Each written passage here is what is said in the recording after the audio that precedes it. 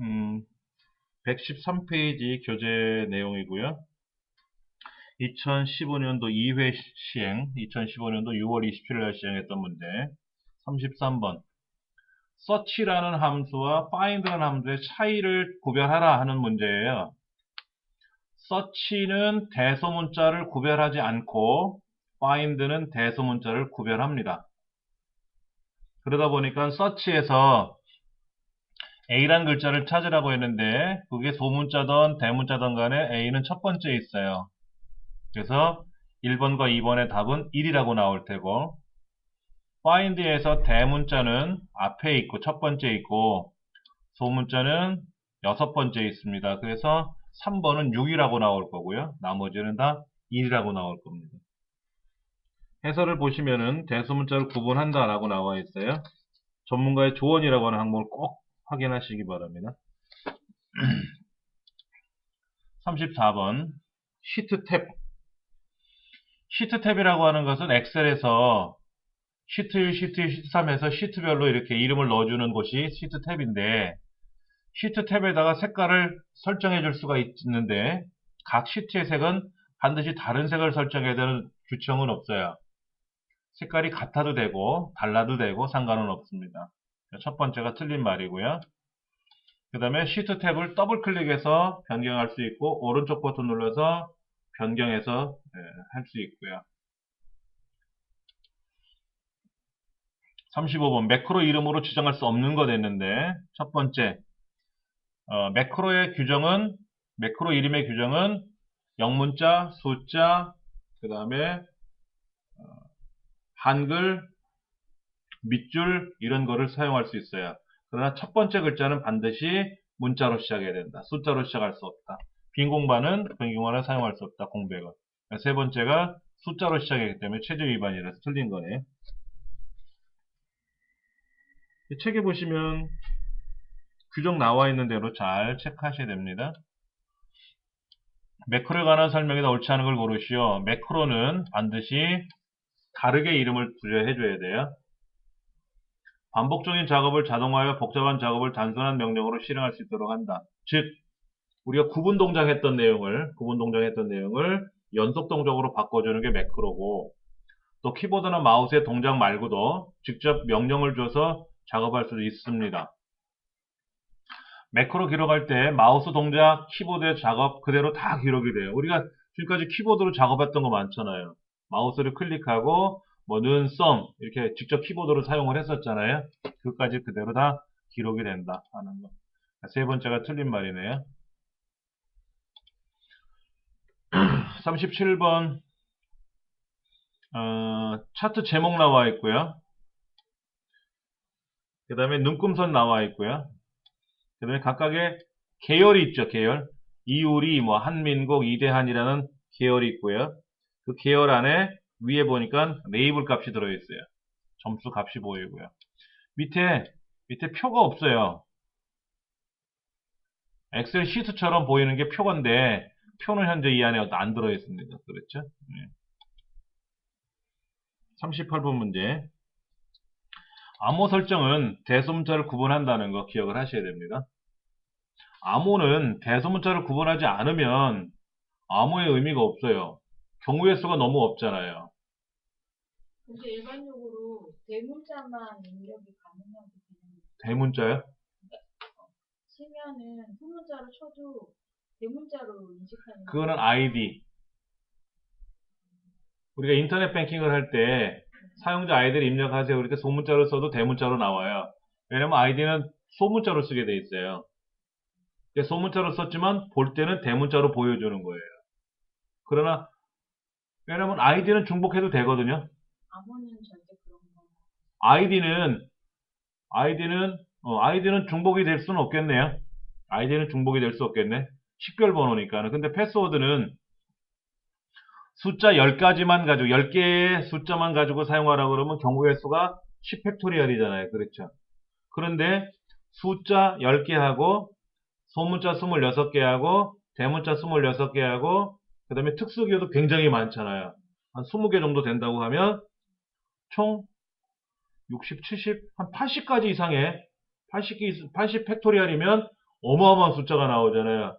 그걸 가지고 경우의 수를 따져보면 아마도 못 찾죠. 아마도 못 찾을 거란 말이야. 그리고 패스워드는 은행이나 이런 데서 3번이나 5번 틀리면 무조건 잠겨버리잖아요. 그러니까 기분 좋게 한 번에 맞출 수도 있겠지만 그거는 뭐 벼락 2번 맞는 그런 확률이 되겠죠. 그러니까 대소문자는 꼭 구별하게끔 되어 있습니다. 암호에서만큼은. 예, 그게 틀렸네요. 그 다음 39번.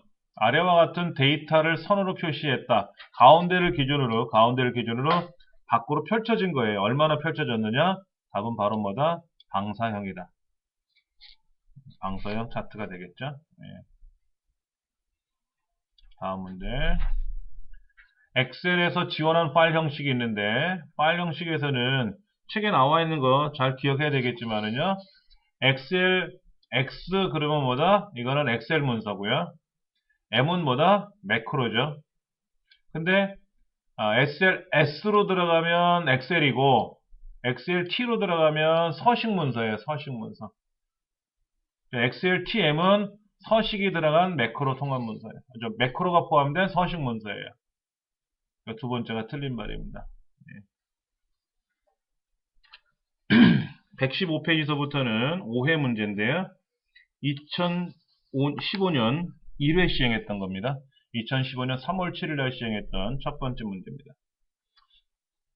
모바일 인터넷에 접속해서 각종 음악 파일이나 음원을 제공받는 주문형 음악 서비스.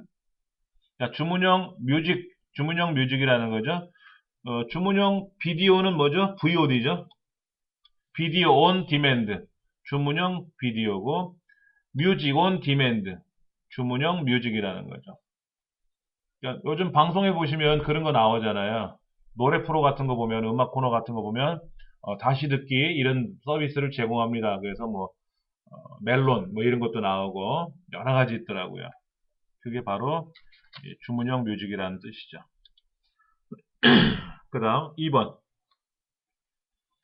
개인용 컴퓨터에서 사용을 하고요. 정보통신용으로도 사용합니다. 개인용 컴퓨터에서 정보통신용으로 가장 많이 사용되는 코드라고 써 있는데 사실은 이 ASCII 코드는 대형 컴퓨터가 통신을 하기 위해서 만들어졌던 코드였어요. 근데 PC도 개인용 컴퓨터도 그냥 이 ASCII 코드를 통해서 처리하자. 그렇게 해서 만든 것이 바로 ASCII 코드를 쓰게 된 거죠. ASCII 코드는 총 7개 비트로 되어 있습니다.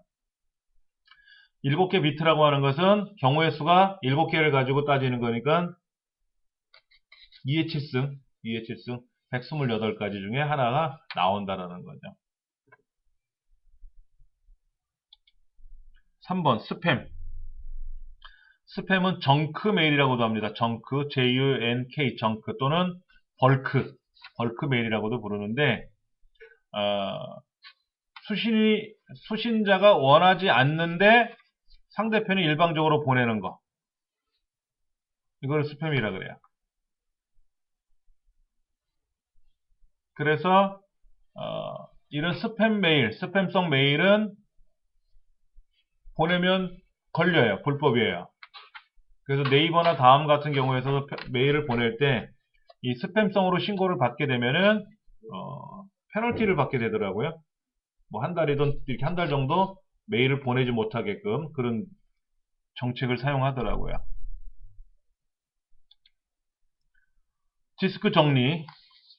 디스크 정리라고 하는 것은 뭐냐면은 내가 사용하지 않는 쓸데없는 것들을 청소해서 버리겠다라는 거예요. 임시 파일들. 임시 인터넷 파일이라는 건 뭐냐면요. 내가 인터넷상에서 봤던 것들 있잖아요. 우리가 인터넷을 실행하면 웹브라우저를 실행하면 뭐 인터넷 익스플로러나 크롬이나 어떤 웹브라우저상에서 네이버가 보이든 뭐가 보이든 보일 거 아닙니까? 그 보이는 글자들을 보이는 그림들을 그때그때 기억을 해요. 왜? 다음에 써먹으려고. 근데 그것이 필요 없게 되는 경우도 있단 말이에요. 그럼 빨리빨리 청소해서 버려줘야 되거든요.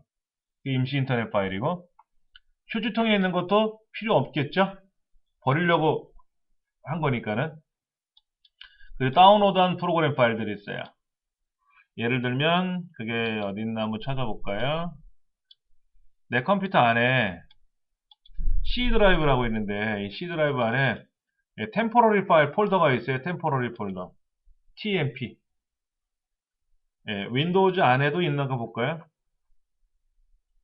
템프 폴더가 있어요. 여기도 있네요. 여기 있는 것들은 뭐냐면 템포러리라 그래서 임시라는 뜻이에요. 임시. 그러면 여기 있는 거는 굳이 내가 갖고 있을 필요 없으니까 삭제해도 돼요. 그 다음에 저 밖에 있었던 템포러리 폴더도 있었죠?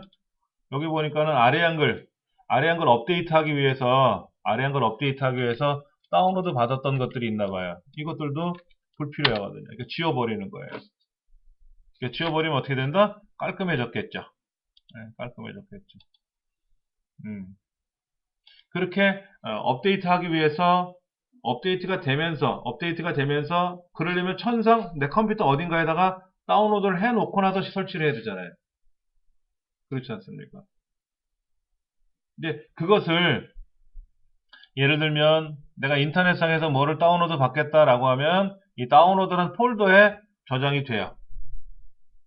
뭐 포토스케이프라든지 이런 것들이 설치가 됩니다. 다운로드가 돼요. 이 다운로드 된 것을 가지고 어떻게 한다? 내가 이제 더블 클릭을 해서 설치를 하게 되겠지만은 문제는 이거 말고 그냥 업데이트 같은 경우는 윈도우가 알아서 해준단 말이에요.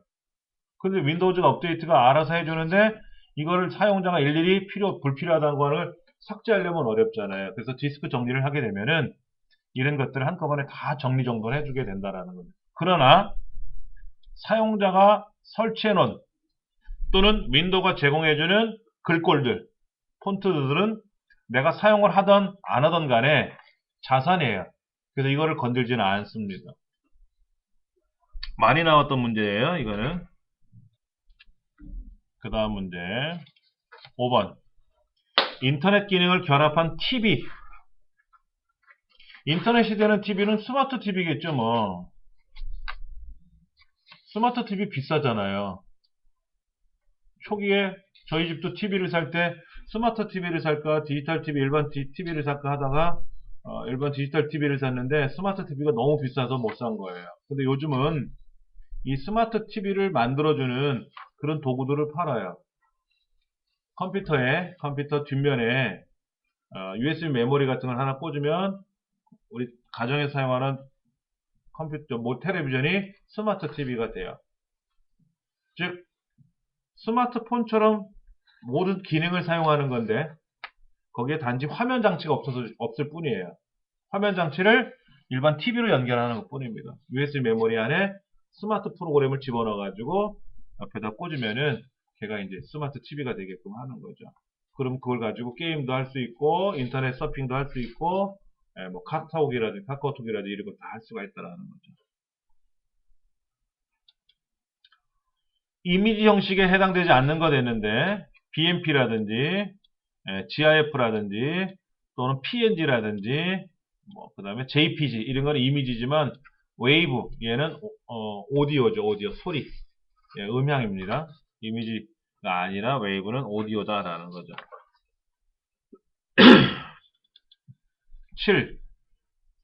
윈도우 7에서 시스템 관리와 관련된 설명으로 옳지 않은 것은 했는데 윈도우 문제가 발생했을 때를 대비해서 복원 지점을 만들어주면은 내가 문제가 생겼을 때 복원을 하게 되면 된다. 좋은 말이고요. 프로그램이 응답하지 않으면 작업관리자를 사용을 한다. 작업관리자는 컨트롤 쉬프트 ESC 키를 누르시는 거예요. 컨트롤 쉬프트 ESC 이렇게 작업관리자가 뜹니다. 이때 작업관리자에서 내가 현재 어떤 것이 작동이 안 되는지 현재는 다 실행 중이라고 나와 있는데 응답 없음 하고 나오는 것도 있거든요. 그럼 그를 오른쪽 버튼 눌러서 뭐해라 강제로 끝내게 하면 된다. 컨트롤 쉬프트 ESC 키를 누르시면 되고요. 컨트롤 알트 딜리트 키를 누르면 이런 창이 떠요. 이런 창. 이때 여기에서 작업관리자를 시작하자 라는 건데 이 작업관리자를 시작하는 게 바로 컨트롤 쉬프트 ESC 키다 하는 거죠. 그 다음 파일이 손상이 되었다라고 하면 디스크 조각 모음을 하는 게 아니라 디스크 검사를 하는 거예요. 디스크 검사. 조각 모음은 흩어져 있는 데이터를 한쪽으로 몰아주는 거죠.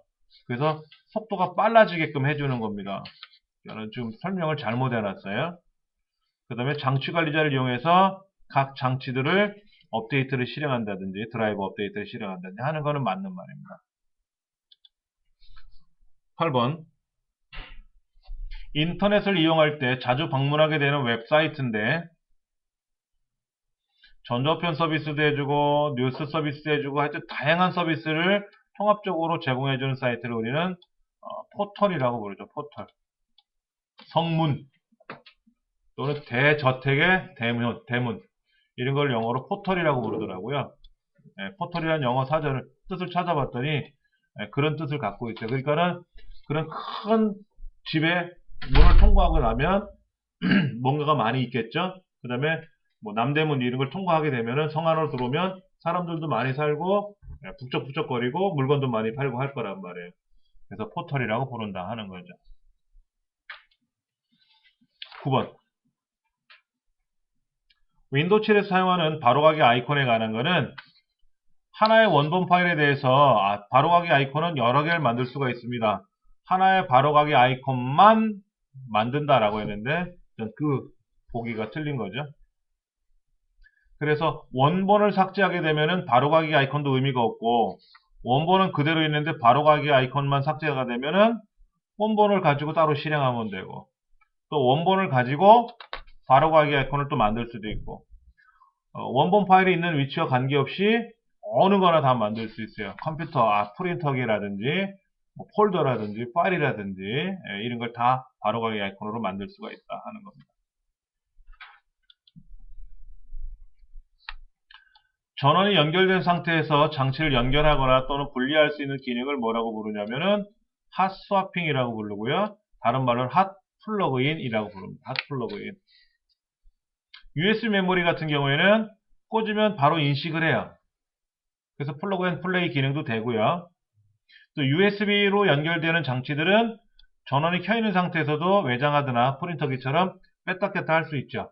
이걸 핫 플러그인, 핫 스와핑이라고 부른다 하는 겁니다. 11번 제어 기능에 대한 설명. 옳은 것은 자료와 명령을 컴퓨터에 입력하는 기능은 입력 기능이 되겠죠. 입력이니까. 그 다음에 저장, 연산 장치를 지시하고 감독하는 기능은 바로 제어 장치 기능입니다. 세 번째, 주기억 장치나 보조기억 장치에 기억하거나 저장하는 기능은 저장 기능이겠죠. 기억 기능이에요. 기억 기능. 그 다음에 산술적 논리 연산을 수행하는 기능은 연산 기능입니다. 연산 기능. 그러니까 컴퓨터의 기본이 입력, 그 다음에 저장, 연산, 제어, 출력 5가지가 있단 말이에요. 근데 그 저장도 주기억 저장이냐 보조기억 저장에 따라서 또 2가지로 나눈다면 크게 6가지로 나눠볼 수 있어요. 그리고 이거를 주장치, 주변장치. 그러니까 주변장치라고 하는 거는 입력이나 출력 그리고 보조기억을 주변장치라고 부르고 주장치는 제어, 연산, 주기억을 주장치라고 부르죠. 그래서 2가지로 크게 나눌 수도 있어요. 메모를 잠깐 해드린다면은 컴퓨터에 여기 지금 기본 기능이라고 했죠? 기본 기능이라고 했는데 2개로 나누면 이거는 주장치는 제어, 연산, 주기억. 그 다음에 보조장치 다른 말로 주변장치라고 해요. 주변이라고도 주변장치라고도 말하는데 이 주변장치는 입력, 출력, 보조기억 이렇게 나누고 그 다음에 얘를 5가지로 나누면은 입력, 그 다음에 기억, 제어, 연산, 그 다음에 출력 5가지로 나누고 6가지로 나누게 되면은 입력, 그 다음에 주기억, 보조기억, 제어, 연산, 출력 이렇게 6가지로 나눠서 이렇게 보통 구분해서 표현하기도 합니다. 그러니까 이거를 뭐 굳이 외운다, 뭐 달달달달 외운다 이것보다도 이제 제어와 연산, 주기억은 메인 시스템에 속하는 거고, 그 다음에 입력, 출력, 보조 기억은 주변 기능이 있으니까 그렇게 기억을 하시면 좋겠고요. 그 다음에 기억을 이제 보조 기억과 주기억으로 나눠주면 6가지로 되고, 하나로 묶어서 쓰면 5수로 되고, 우리 책에는 지금 5수로 표현하는 것 같아요. 국제표준화 기구에서 네트워크 통신에 접속에서부터 완료까지의 과정을 구분한 통신 규약을 그걸 OSI 7계층이라고 부른다. 이거는 규정이 그렇게 생긴 거예요. 12번의 해설을 보시면은 물리계층에서부터 밑으로 응용계층까지 7개 계층이 있습니다. 그 물리계층이 하위계층이고요.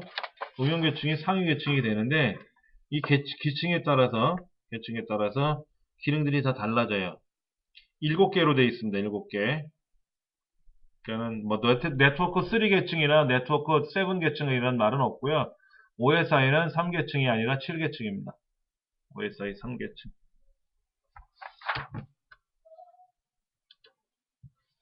폴더에 관한 설명, 옳지 않은 걸 고르시오라고 했는데,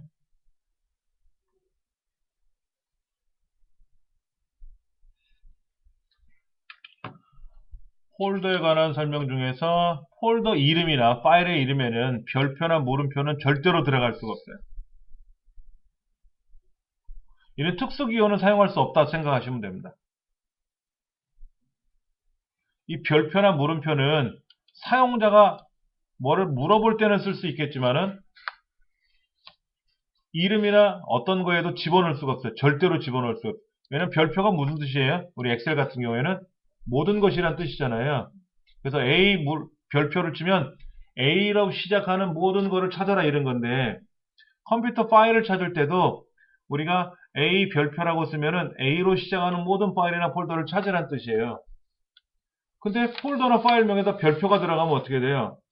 그게 이건지 이게 그건지 못 알아듣는단 말이에요. 그래서 절대로 사용할 수가 없어요. 이거는 컴퓨터 나라가 처음에 만들어질 때부터 컴퓨터 세상의 법이에요.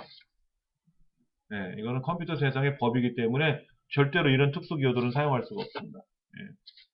네, 그런 거를 가지고 찾아보면 되겠죠. 14번. 처리 능력에 따라서 뭐 슈퍼컴퓨터냐, 뭐 대형, 중형, 소형이냐, 개인형 컴퓨터, 퍼스널 컴퓨터냐라고 구분할 수 있겠지만은 하이브리드라고 하는 건 뭐예요?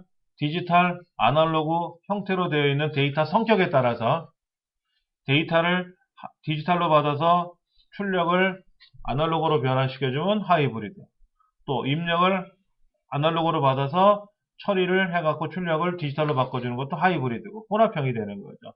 이건 데이터 성격에 따라서 분류하는 그런 의미가 되는 거지 능력에 따라 분류하는 건 아니다 하는 거죠. 학교를 나타내는 도메인이 있는데 국제적인 도메인은 다 EDU입니다. EDU. Education의 줄임말 EDU를 쓰는데 우리나라에서는 학위를 주는 전문학사, 공업학사, 일반인은 산업학사, 전문대서부터 시작해서 뭐 박사학위까지 학위를 주는 교육기관은 아카데미의 줄임말 AC를 쓰고요. 그 다음에 고등학교는 하이스쿨 HC고요. HS고 HS. 그 다음에 미들스쿨은 중학교니까 MS 맞고요. 초등학교는 엘레멘터리 스쿨 ES 맞고요. SC는 특수학교입니다. 특수학교. 네, 그러니까 초, 중, 고를 나타나지 않는 특수학교, 뭐 그런 거 있죠. 맹인학교라든지. 맹인학교도 보면 중고등학교 과정이 나눠져 있는 것 같은데, 하여튼 특수학교를 SC로 구분하는 거로 돼 있어요. 주변에서 볼 수가 없어서 확인을 못할 수 있겠지만은요. 그 다음 페이지 보면 해설에 틀린 게 있어요. 교육기관을 DEU라고 썼어요. DEU, EDU인데.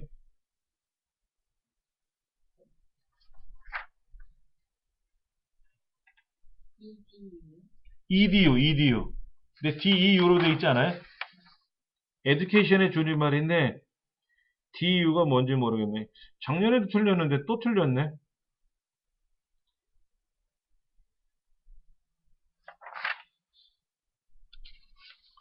기가바이트에 대한 설명이네요. 자, 1024는 뭐다? 키로.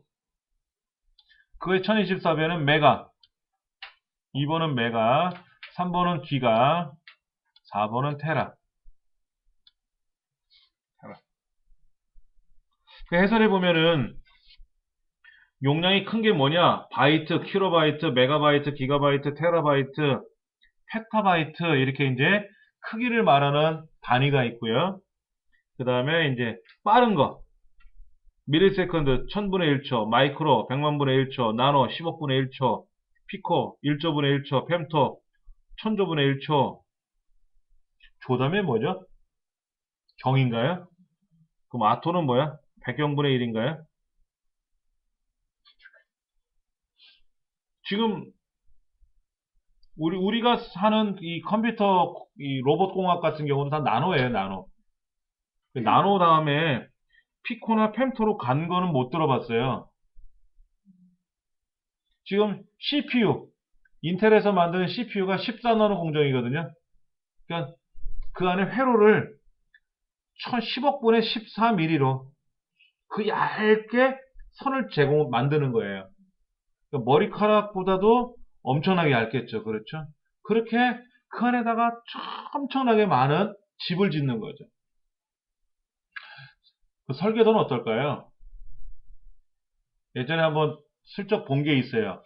인터넷상에 공개된 게 있었는데 설계도가 얼마나가 봤더니 우리가 보는 CPU는 명암 크기, 명암 반 접어놓은 것만 해요. 손가락 한 3마디, 2마디 밖에 안 됩니다. 근데 요거에 대한 설계도는 건물 벽면처럼 큰 초대형 건물의 벽면처럼 크대요. 그거를 크게 이제 사람 손으로 그려가지고 그거를 아주 축소시켜가지고 집어넣는 거죠. 그러니까 얼마나 많은 노력을 했겠습니까? 지금 14나노 공정인데 더 줄어들면은 8나노 공정, 5나노 공정까지 가겠죠? 그 다음에 1나노 공정 가고 나면은 그 다음에는 이제 나노가 아니라 뭐로 가야 돼요? 피코로 가겠죠. 뭐 은나노 이런 거 있죠. 은나노. 그러니까 은을 굉장히 작게 쪼개가지고 이 스테인리스 위에다가 이제 입히는 거예요. 그래서 옛날에 보니까 뭐 가스레인지 그 위에를 이제 은나노 코팅을 했다 그러는데 은을 코팅한 건지 그냥 스테인리스에다가 뭐를 기름칠을 한 건지 모를 정도로 근데 그냥 뭐 기름때가 묻어도 잘 닦여요. 그런 거는 좋더라고요. 자, 입출력 장치 성격이 다른 것은 뭐냐? 터치패드. 터치패드는 마우스를 이렇게 손가락으로 이렇게 누르면 우리 스마트폰처럼 이렇게 틱 누르면 작동되잖아요. 그렇죠? 이게 입력이죠, 입력. OCR은 뭡니까? OMR은 들어보셨죠? OMR? 동글뱅이 칠하는 거잖아요. 근데 거기다가 우리 수건번호 쓰죠. OMR 답안지에도 이름 쓰고 숫자 쓰지 않습니까? 그렇게 숫자나 글자를 색에서 나오는 게 있어요. 지로용지 같은 거. 지로용지에 보면 우리가 컴퓨터로 입력한 글자 같은 것들이 보이거든요. 숫자나 글자 같은 것. 이게 OCR. R은 리더예요, 리더. 옵티컬 캐릭터 리더. 글자가 들어있는 거를 읽어라 하는 겁니다. 입력 장치입니다.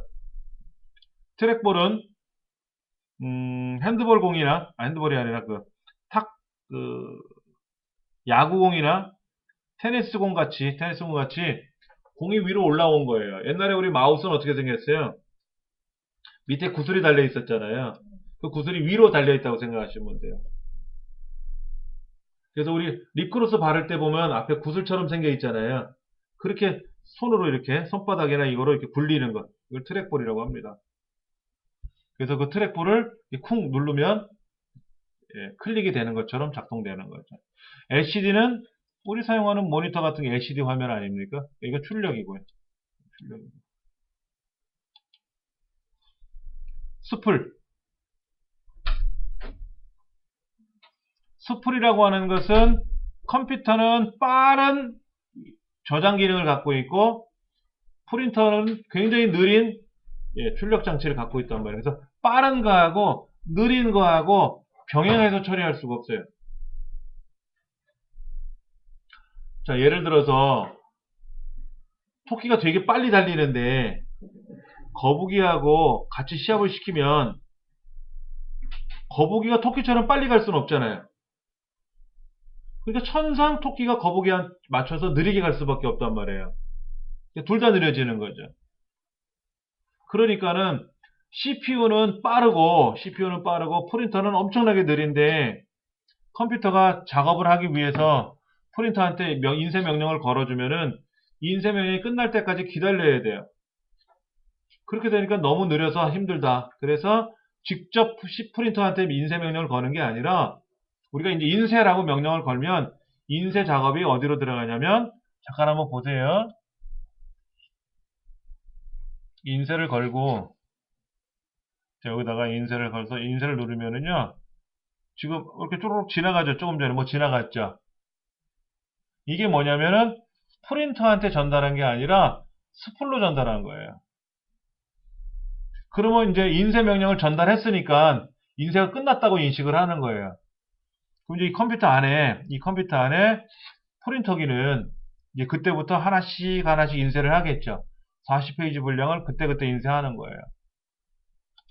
그러면 이제 인쇄 명령은 전달했으니까 컴퓨터는 컴퓨터로 일을 하고 프린터는 알아서 인쇄를 하는데 잠깐 여기서 보면 아차 내가 인쇄를 걸 때 세로로 인쇄를 걸었잖아요. 세로로 인쇄를 걸었잖아요. 가로로 인쇄를 걸고 싶으면 가로로 바꿔야 돼. 이렇게 가로로. 세로로 할 거냐 가로로 할 거냐 이렇게 해야 된단 말이에요. 종이를. 근데 매수. 내가 매수를 모르고 5장 인쇄를 해야 되는데 한 장만 인쇄한 거야. 그럼 어떻게 될까요? 여기 있는 프린터에 들어가서 얘를 어떻게 바꿔요? 방향이나 매수나 이거를 못 바꿔요.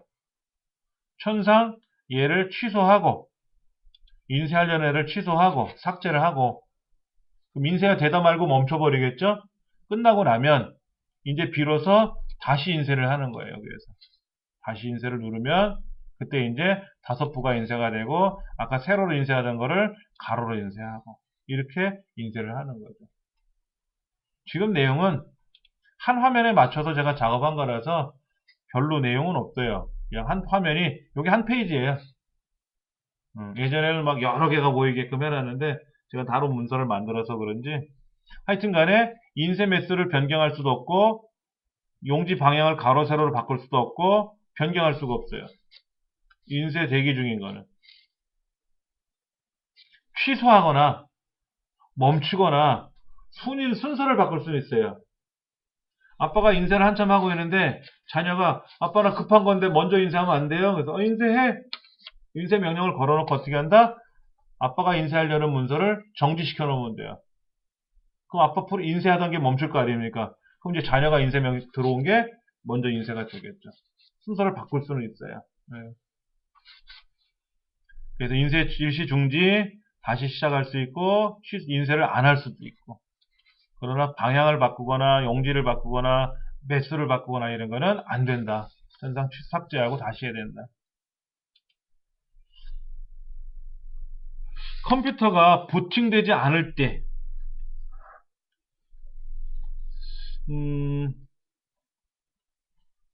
부팅이라는 건 이제 윈도우가 넘어가서 바탕화면이 등장하는 게 부팅이잖아요. 근데 왜 안 될까? 원인은 4가지 다 돼요. 4가지 원인이 다 되는데 가장 적절하지 않은 거 됐어요. 가장 적절하지 않은 거. 심지어 다른 센터에서는 USB 메모리를 꽂은 상태에서 전원을 켜면 안 켜져요. 부팅이 안 돼요. USB 메모리를 1순위로 찾아요. 예. 그리고 어떤 경우는 DVD 장치를 올려놓은 DVD를 넣어놓고 나서 부팅을 하면은 전원을 켜면은 부팅이 되지 않는 경우도 있어요. 키보드가 빠져 있으면 부팅이 되지 않게끔 할 수도 있어요. 키보드나 마우스가 빠져 있으면 특히 키보드가 빠져 있으면 일도 못 하잖아요. 예. 그래서 전원 공급 장치에 이상이 생기면 전원에 문제가 생기면 아예 켜지지도 않겠죠. 부팅이 문제가 아니라 전원이 안 켜지겠죠. 그래서 롬 바이오스에 이상이 생기면 전원은 켜졌지만은 바이오스의 처리가 끝나야 윈도우로 넘어가는데 바이오스에 이상이 생겼으니까 윈도우로 넘어가지 않을 수 있는 거예요. 굉장히 큰 원인이죠. 바이러스에 감염돼서 부팅 영역이 손상을 입으면 부팅이 안 되기도 해요. 3번도 부팅이 안 될 수도 있지만 가장 적절하지 않은 걸 봤을 때는 3번이라고 볼 수밖에 없어요. 예.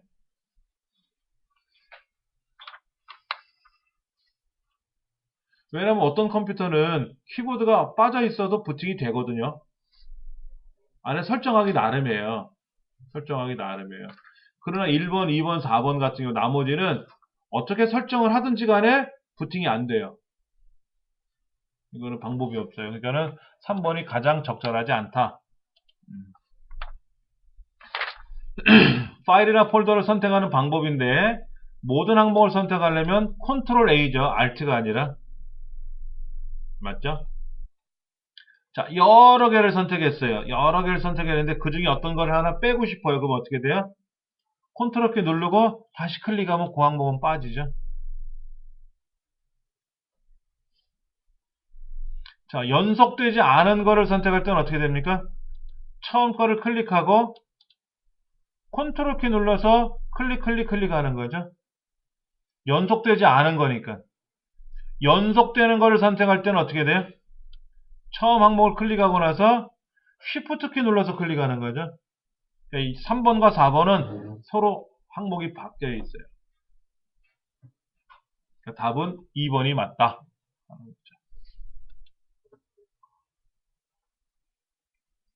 자동 필터에서는 성별이 남자인 데이터를 찾아라. 좋아요. 성별이 남자이고 주소가 서울인 사람을 찾아라. 좋아요. 그 다음에 항목이 같은 항목일 때는 20세 이상이거나 60세 이상이거나 20세 미만이거나 60세 이상이거나 60세 이상이고 20세 이상이고 60세 미만이고 그러니까 항목이 하나일 때는 이거나도 되고 이거도 돼요. 그러나 항목이 서로 다를 때는 주소라는 항목과 직업이라는 항목이 서로 다를 때는 이거나는 안 되고 반드시 이거만 되는 거죠. 이거만 돼요. 그러니까 4번과 같은 거를 처리하려면 어떻게 된다? 자동 필터가 안 되니까 고급 필터를 써야죠. 고급 필터. 이때 고급 필터를 쓸 때 조건은 어떻게 하는지 기억나시죠? 서울이라는 조건과 학생이라는 조건을 같은 줄에 나열하면 이거가 되고 서로 다르게 줄에다 표시하면 이거나가 되는 거 기억나실 거예요. 우리 해설에 보시면은 잘 나와 있어요. 참고하시기 바랍니다. 22번 시트 보호. 엑셀은 기본적으로 잠금이라고 하는 속성으로 설정되어 있습니다. 그런데 이 잠금 속성을 완벽하게 처리하려면 시트 보호라는 걸 해줘야 잠금이 되는 거예요. 자, 셀을 보호하기 위해서는 잠금 속성이 설정이 되어 있는 상태에서 시트 보호라는 명령을 걸어주면 돼요. 그런데 잠금 속성을 해제하게 되면 뭐가 된다? 시트 보호를 해줘도 거기에는 데이터가 기록이 될 수가 있어요. 그러니까 시트 보호를 하기 위해서는 셀을 보호하기 위해서는 잠금 속성을 설정해줘야죠. 해제가 아니라. 숨김 속성과 잠금 속성 두 가지가 있어요. 그런데 잠금은 기본적으로 설정되어 있고 숨김은 기본적으로 해제되어 있습니다.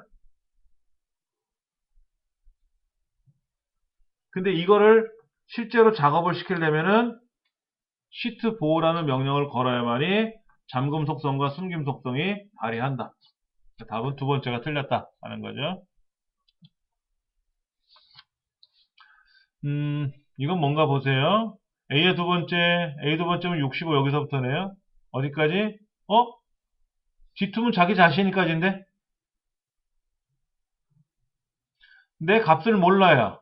합계를 계산해야 되는데 왼쪽에 세 과목하고 이 세 과목의 합계인 나의 점수를 포함해서 합계가 돼요. 그럼 어떻게 됩니까? 지금 뒤에 두 번째는 계속해서 순환이 되는 거예요. 순환 참조 오류라 그래요. 순환 참조 경고. 샵은 오류가 뭐죠? 자릿수가 부족할 때. 샵 넘버는 뭐죠? 엑셀의 계산 결과가 너무 커 또는 너무 작아서 엑셀이 표현할 수가 없어요. 엑셀이 보통 308승까지 10에 308승까지 표현하거든요. 근데 그 308승을 벗어나면 어떻게 됩니까? 오버플로우래, 오버플로우. 넘쳐나는 거예요. 항아리에다 물을 받다가 물이 넘쳐날 수도 있잖아요. 그렇죠. 넘쳐나는 경우도 발생할 수 있는 거예요. 그때는 샵 넘버. 너무 큽니다. 또는 너무 작습니다라고 우리가 나고. REF는 뭐예요? 참조 오류. REF라는 말은요, 리퍼런스라는 말의 줄임말인데, 참조하다라는 뜻이에요. 참조. A의 첫 번째 값하고 B의 첫 번째 값하고 도하라 그랬어요. 한번 해볼게요.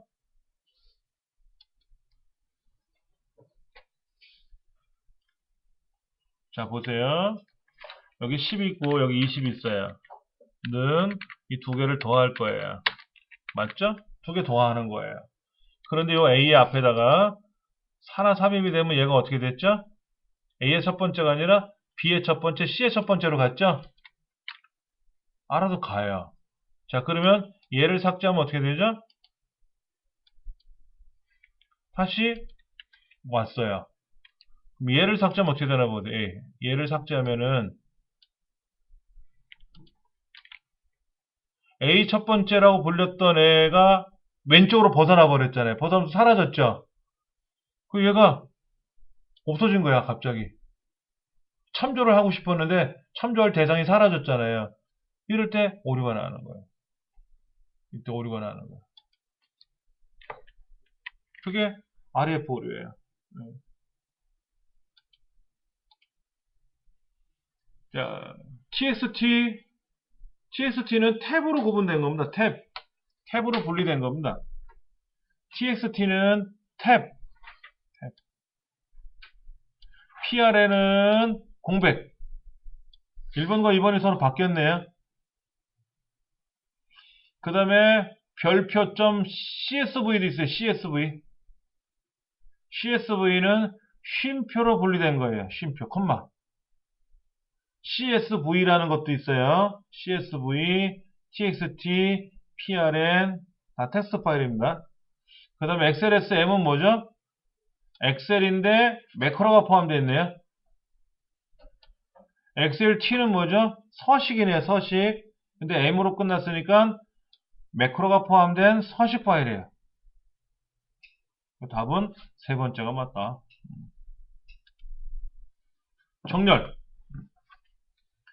정렬을 하게 되면은 순서대로 재배치해 주는 게 정렬이죠. 큰 게 위에 올라가게 할 수도 있고 작은 게 위에 올라가게 할 수도 있고 위에서 아래로 정렬할 수도 있고 좌에서 우로 정렬할 수도 있어요. 그런데 우리 컴퓨터 코드에서는 숫자하고 글자가 만나면 숫자가 작아요. 글자가 커요. 숫자가 앞에 오게 되고 글자가 나중에 오게 되어 있습니다. 숫자 중에서는 0이 앞으로 오겠고 9가 뒤로 가겠고 글자 중에서는 기억이 앞으로 갈 테고 히읗이 뒤로 갈 테고 A가 앞에 있고 B가 뒤에 있고 그 다음에 Z가 끝에 있겠죠. 대문자 소문자에 따라서 소문자가 앞에 오고 대문자가 뒤로 오겠죠. 크게 순서대로. 그런데 공백이라고 하는 것은 우리 컴퓨터 상에서는 굉장히 작아서 숫자보다 작아요. 공백이라 비어있다라는 의미는 굉장히 작은 값을 갖고 있는데 엑셀은 유별나게 정렬을 시키게 되면은 비어있는 애는 취급을 안 해요. 아무리 값이 작든 크든 간에 그러다 보니까 비어있는 거를 포함해서 정렬을 하게 되면 이 비어있는 애는 맨 끝으로 처박혀요. 앞에 끼어들어가면 보기 싫어서 무조건 뒤로 처박아 버립니다. 그러니까 앞에는 데이터가 있는 애들만 보이고 저 끝에는 없는 애들이 보이는 거예요. 그래서 맨 처음에 위치하는 게 아니라 맨 뒤에 위치된다.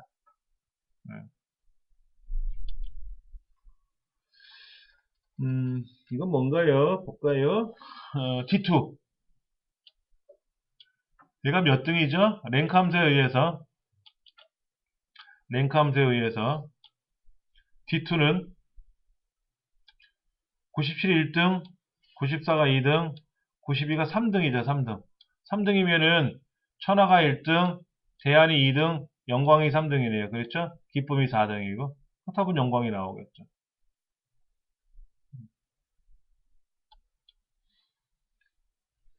27번.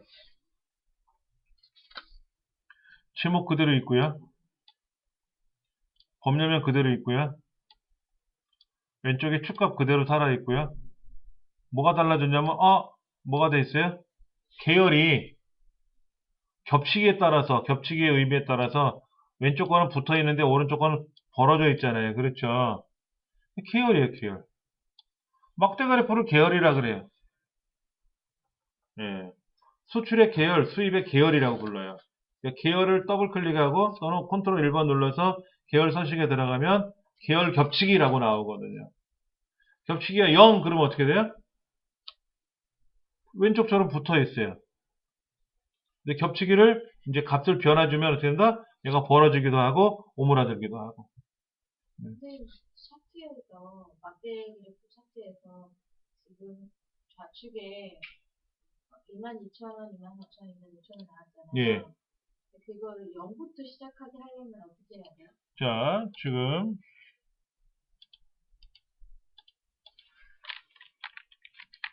국어, 영어, 여기 이제 이름이 들어가겠죠, 이름. 홍길동, 요즘에 80, 70, 90, 60이라고 써놓고 삽입에 가서 차트를 만들죠. 자, 그럼 0서부터 들어갈 수도 있고 0부터 아예 없는. 아예 이걸 50부터 시작할 수도 있죠. 최소를 50으로 놓으면은 50부터 시작하는 거고. 그럼 거기 축 옵션에서 바꾸는 예, 예, 예. 거기를 0으로 시작하라고. 예, 요거를 최소값을 0으로 바꿔주면, 얘를 0으로 바꿔주면 0서부터 시작하는 거고, 최대는 100으로 끝나게끔 하면 0점에서 100점 사이로 움직이겠죠? 축 옵션에서 0부터 최소값을 0부터 시작하고 최대값을 100으로 끝나게끔 하면 되겠죠? 그 다음에 이것도 주 단위를 만약에 예를 들어서 20으로 바꾸면 20 단위로 가는 거고, 근데 이거 사용자 서식으로 하라고. 이거를요? 네. 사용자 디자인으로 샵점 살짝 아, 그거는 여기 표시 형식에 가서 숫자로. 숫자에 가서 이거를 소수점 몇 자리 나오게 하는 거는 여기서 하는 거고, 이건 이거고요. 이 값의 숫자의 크기를 바꿔주는 건 축 옵션을 여기서 해주는 거고, 얘를 보여주는 방법을 뭐로 할 거냐, 그지? 보여주는 방법. 소수점이 한 자리까지 나오게 하라 그러면 어떻게 하면 되는? 사용자 시장에 가서 0.0으로 추가해주면 소수점이 무조건 한 자리가 나오는 거고. 이렇게 할 거냐 하는 거죠. 이렇게 할 거냐.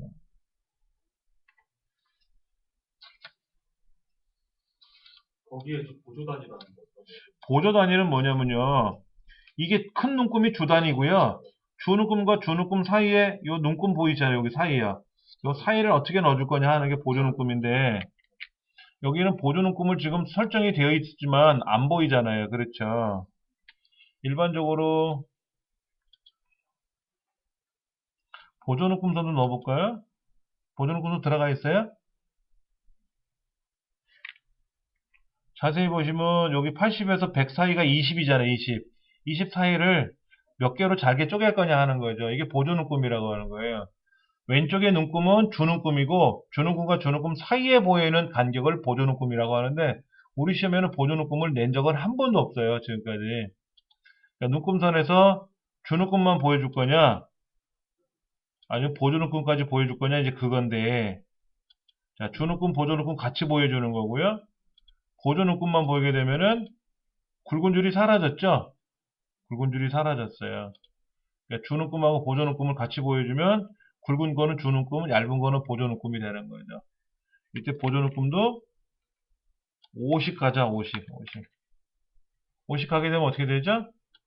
85, 90, 95, 100 이렇게 가는 거죠. 아까는 4로 갔으니까 84, 88, 92, 96, 100 이렇게 가는 거고. 예. 그래서 보조 눈금을 시험에 내지는 않아요. 계열서식. 계열서식 한번 볼까요? 이것도 계열. 여기 홍길동에다 일점에다 클릭해가지고 컨트롤 1번에 가면은 자, 계열 겹치기가 있어요. 겹쳐졌어요? 그렇죠? 왼쪽으로 마이너스가 되면 벌어졌어요. 그렇죠? 0이 되면 뭐가 된다? 0이 되면 딱 붙겠죠. 자, 간격의 너비는 뭐예요? 이쪽 옆 동네하고 내가 넓어지느냐 좁아지느냐. 옆 동네가 넓어지면 옆 동네와의 간격이 넓어지면 내가 좁아져요.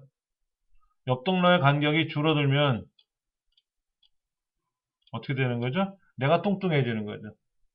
내가 뚱뚱해져 옆의 간격이 좁아지는 거고 내가 홀쭉해져야 이 500이라는 건 뭐예요? 내 몸뚱아리의 5배 분량만큼 옆에 붙을 수가 있다. 그러니까 내가 100%라는 말은 뭐예요? 100%라는 말은 나랑 똑같은 너비가 옆에 비어있다. 이런 얘기입니다.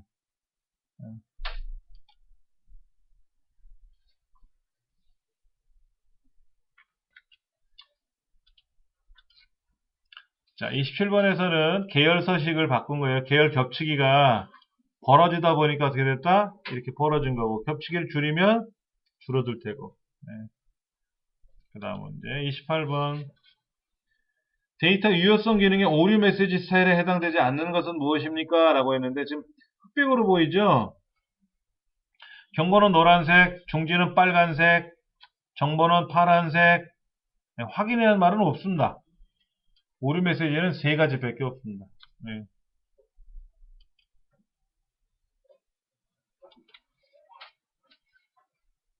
29번 잘 보세요. 얘는 HLOOKUP을 써야 돼요? VLOOKUP 써야 돼요? 예. 55,000원이니까 7% 해당하는 거 맞잖아요. 그럼 얘는 HLOOKUP을 써요? VLOOKUP을 써요? HLOOKUP을 써야 되겠죠. VLOOKUP은 아니잖아요.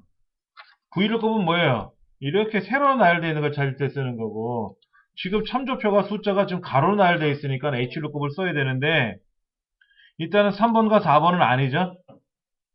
자, HLOOKUP에서 쓰는 이유 어떻게 쓰나 보세요.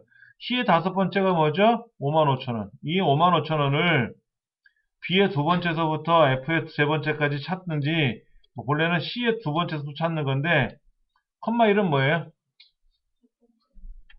금액을 가져오라는 거죠.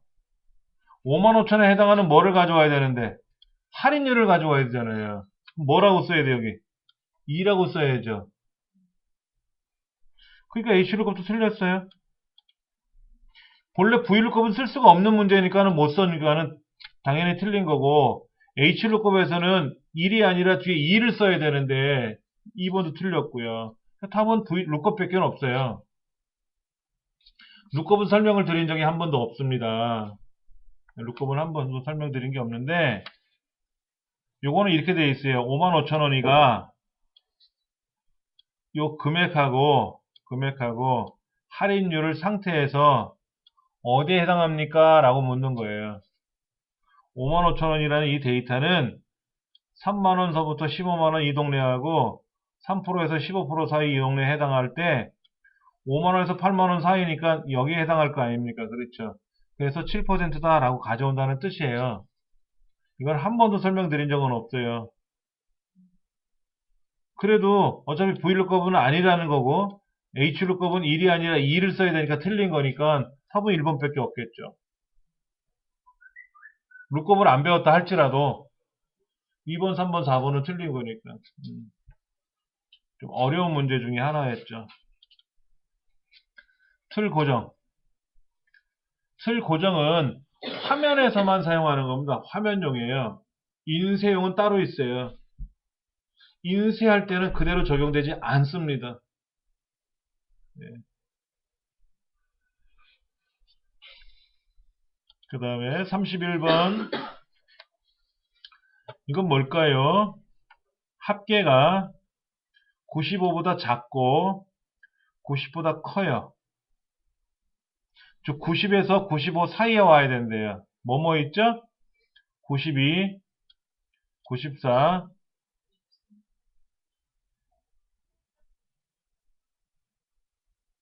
두 가지인가요? 그 다음에 70보다 작은 경우 65. 세 개네, 세 개. 이 조건에 해당하는 건 세 가지밖에 없네요. 그렇죠? 32번. 자, 추세를 표시하는 데 유용한 것이 뭐냐라고 물어봤는데, 추세. 추세를 표시할 때 가장 유용한 거는 꺾은 선입니다. 꺾은 선이에요. 예. 우리가 일차적으로 뉴스나 이런 방송에서도 꺾은 선 그래프를 보여줄 때가 많아요. 그거는 뭐다? 다 추세예요, 추세. 날씨가 온도가 올라가니까, 날씨가 추워지니까, 날씨가 더워지니까 음료수가 많이 팔리더라. 추위가 내려가니까, 너무 추워지니까, 온도가 내려가니까 난방용품이 많이 팔리더라. 그런데 올해는 날씨가 내려가는데도 불구하고 난방용품이 안 팔린다. 그만큼 경제가 어려워졌다. 뭐 이렇게 얘기를 하는 거죠. 그렇죠. 아니지. 날씨가 추워지는데도 불구하고 난방용품이 안 팔리는 이유는 뭡니까?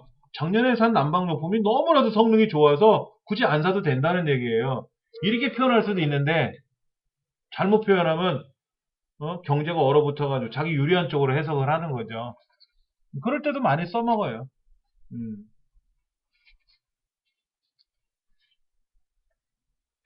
꺾은 선은 아주 추세를 표시하는 데 있어서 최고로 좋은 그런 그래프죠.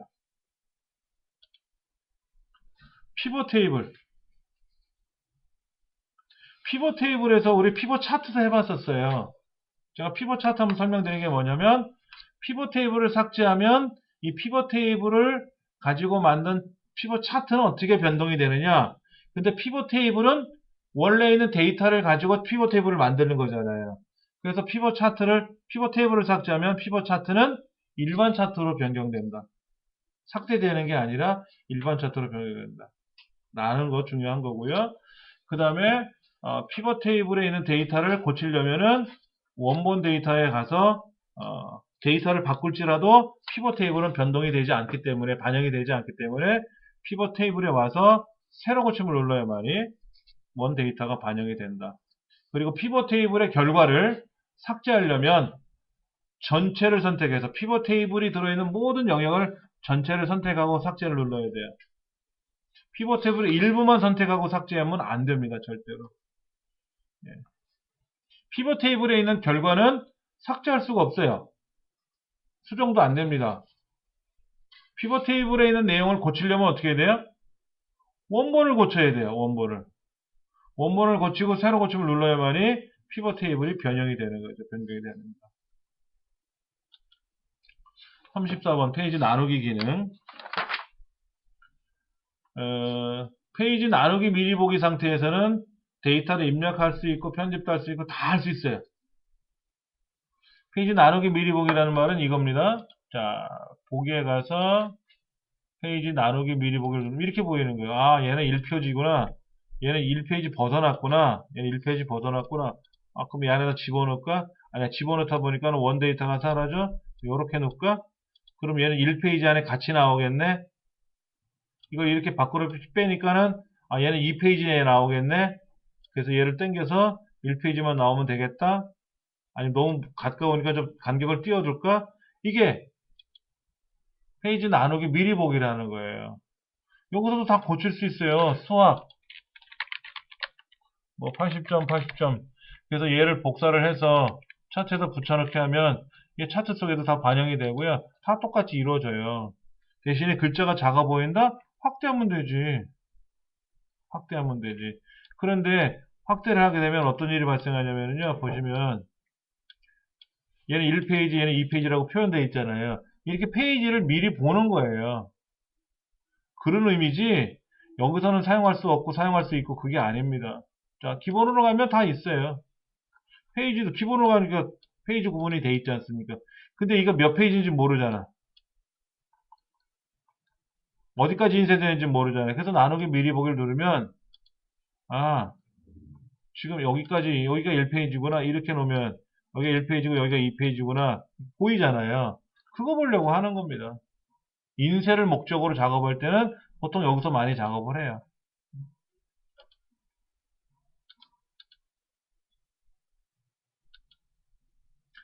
매크로를 기록할 때 과정. 우리 매크로 어떻게 만들었었어요? 개발 도구에 가서 매크로 기록을 누른 적은 없었어요. 어떻게 했었어요? 도형을 그렸죠. 단추를 그리고 이 단추에다가 매크로를 지정했었잖아요. 그럼 이게 매크로 기록하는 건데 보세요. 매크로 기록을 누르면 이런 창이 뜨는 거예요. 그런데 이건 매크로 기록 대화 상자고요. 매크로 기록 대화 상자가 Alt F8번이 아니라 매크로 대화 상자, 매크로 보기 대화 상자, 매크로 목록 상자가 Alt F8입니다. 매크로 기록 대화 상자는 단축 명령이 없어요. 매크로 목록, 매크로 내용이 뭔지, 매크로의 내용을 볼 때, 목록을 볼 때 쓰는 대화 상자 명칭이 Alt F8번을 누르면 나온다. 그러니까 Alt F8번을 누르면 매크로 기록 대화 상자가 아니라 매크로 대화 상자예요. 그냥 매크로 목록 상자입니다. 목록, 매크로 목록, 매크로. 예. 기록 대화 상자는 명령어가 따로 없다. 그 매크로 단추 있잖아요. 예. 단추를 셀에 맞게 그 적용하려면 어떻게 해야 되는지. 매크로에서 요거 단추를 셀의 크기만큼 움직이는 거야? Alt키 눌러서 조정하면 되죠. Alt키 누르고. 크기도 Alt키. 예. 그러니까 얘를 이제 끌고 움직일 거 아닙니까? 근데 얘가 지금 매크로가 기록이 되어 있으면 클릭하는 순간 매크로가 작동이 되니까 오른쪽 눌렀다 띄고 클릭하시면 되고요. 이때 사이즈를 이렇게 Alt키 눌러서 조절하시면 네, 처음에 그릴 때도 삽입에 가서 도형을 갖고 그릴 때도 Alt키 눌러서 그리면 셀의 크기만큼 똑똑 끊어지면서 들어가는 거고 이렇게 들어갈 수 있습니다. 매크로 이름에는 빈칸이 들어가면 안 되고요. 숫자는 가능하지만 앞에는 숫자가 들어올 수 없습니다. 글자로 시작해야 되고요. 그 다음에 컨트롤 대문자 C나 소문자 C나 그러니까 바로가기 키는 컨트롤하고 영문자만 해당됩니다. 우리말도 못하고요.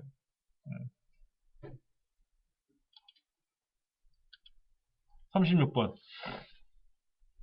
참조 대화 대상 범위로 사용할 때 여러 시트라는 거는 하나의 통합 문서예요.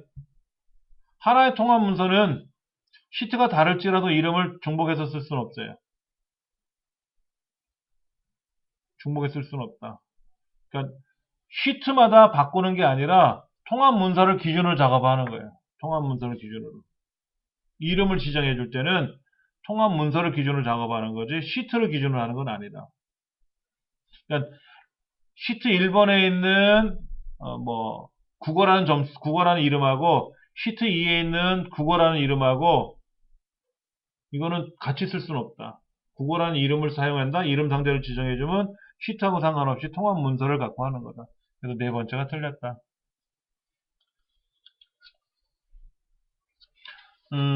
요거 보세요.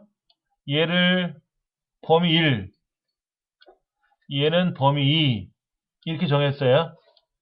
범위 1과 범위 2에 대해서 함수 안에다가 각각 명령어를 걸면 여기 두 개가 있고 여기 두 개가 있으니까 합이 4개가 있고 요거는 합이 4고 요건 합이 6이니까 합이 10이고 평균은 2.5고 이건 맞아요.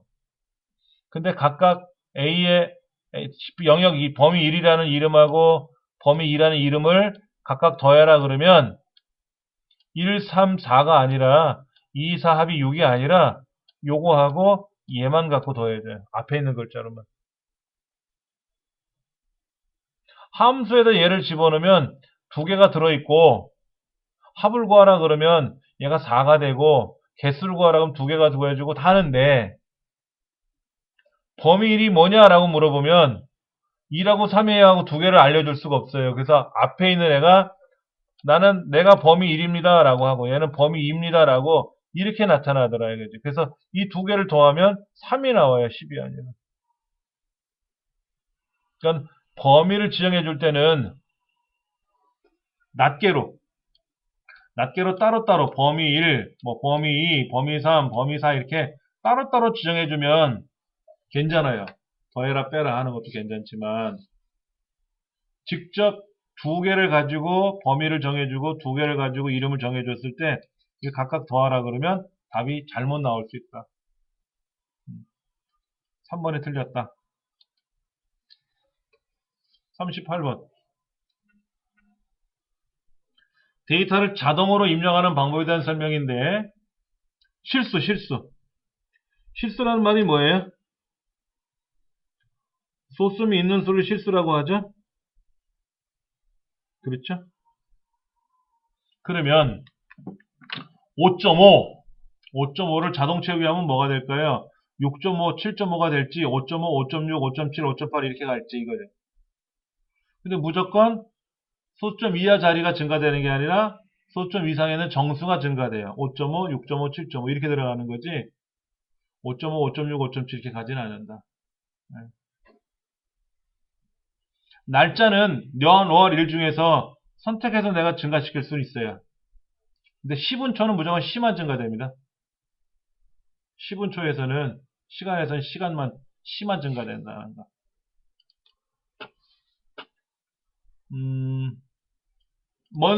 먼스는 뭐죠? 월을 구하라 하는 거죠, 월. 자, 2015년 3월 20일에 대해서, 2개월 후래요, 2개월 후.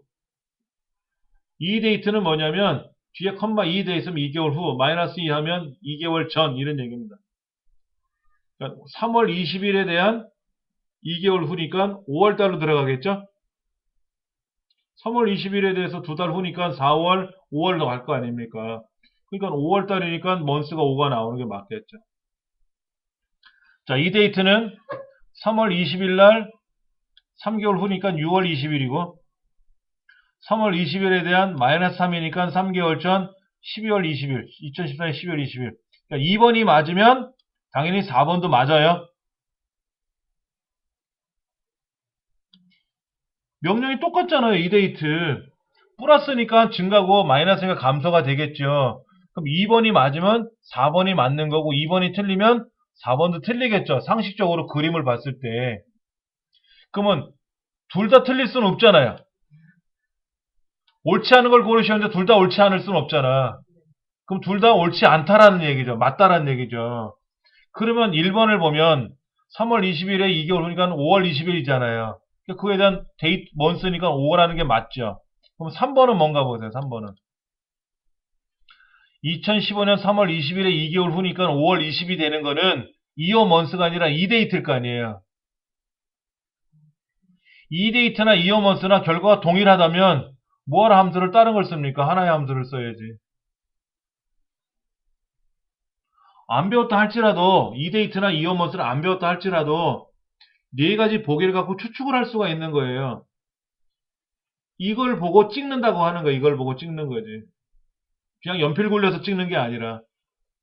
그러면 이어먼스는 뭐냐면 3월 20일에 대한 2개월 후에 대해서 5월 20일이 아니라 5월 달에 그 end of month 마지막 날짜 5월 31일 이거 나오는 게 이어먼스예요. 이어먼스란 뜻이. 그러면 1개월 전이면 어떻게 돼요? -1이라고 쓰면 어떻게 돼요? 2월 달로 가겠죠. 그럼 2월 달의 마지막이니까 뭐죠? 2015년이니까 윤년이 아닐 거 아니에요. 평년이잖아요. 그렇죠. 그러니까 뭐야? 2월 28일로 가겠죠. 한 달 전으로 돌아간다면. 그러니까 이어 먼스는 그 달의 마지막 날짜를 보여주는 거예요. 그 달의 마지막 날짜. 그러니까 39번은 저도 이 데이터나 이어 먼스에 대해서 정확하게 알지를 못했던 상태였는데 이 문제를 곰곰이 쳐다봤어요. 만약에 2번이 맞으면 4번도 맞을 거고 2번이 틀리면 4번도 틀릴 거고 그럼 2번과 4번이 맞다면 왜?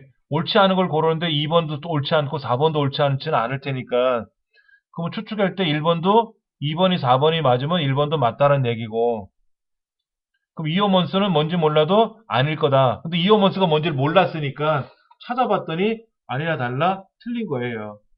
그 달의 마지막 날짜가 나오는 게 이어먼스더라고. 그러니까 잘 보면 아는 건 먼스 하나밖에 없지. 먼스 월을 찾으라는 거. 근데 나머지는 통박으로 때려잡을 수가 있는 거예요. 예. 매크로. 엑셀 매크로는 XLSX는 뭐냐면 매크로가 없는 문서고요. XLSM은 뭐예요? M은 매크로가 포함된 문서가 되는 거죠. 자, 볼게요. 개발 도구에 가서 이 보안에 가보면 보안이 네 가지가 있어요. 보안이 네 가지가 있는데 모든 매크로 제외해라. 무슨 얘기냐면 네가 지금부터 파일을 불러올 텐데 혹여나 매크로가 포함된 문서를 불러오게 될 수도 있다. 그래서 그 매크로가 포함된 문서를 불러오게 되면은 기본적으로 알림은 표시하겠다. 야, 못 가져와. 너 매크로가 포함되어 있지? 너 못 열어. 라는 걸 알려주겠다. 근데 그 메시지가 표현되니까 걔를 클릭하고 아니야 난 사용할 거야 라고 하면 열려요. 이게 기본값입니다. 이게 기본값이에요. 그런데 우리가 매크로를 연습할 때는 매크로가 열려있는 거를 항상 봐야 되잖아요. 그래서 네 번째다 놓고 나서 확인을 시켜주면은 매크로가 포함된 문서도 열면서 공부하겠다라는 얘기죠. 기본은 두 번째 거가 기본이에요. 모든 매크로 제외시킨다는 게 기본으로 되어 있는 거예요. 그래서 매크로가 포함되는 절대로 안 열립니다. 시험장에 가서도 매크로가 포함되어 있는 거를 열려고 해야 되잖아요. 시험 문제 자체에 매크로가 포함돼서 들어오니까는. 그럴 때 얘가 안 열리면 어떻게 돼요? 매크로를 작성했어요.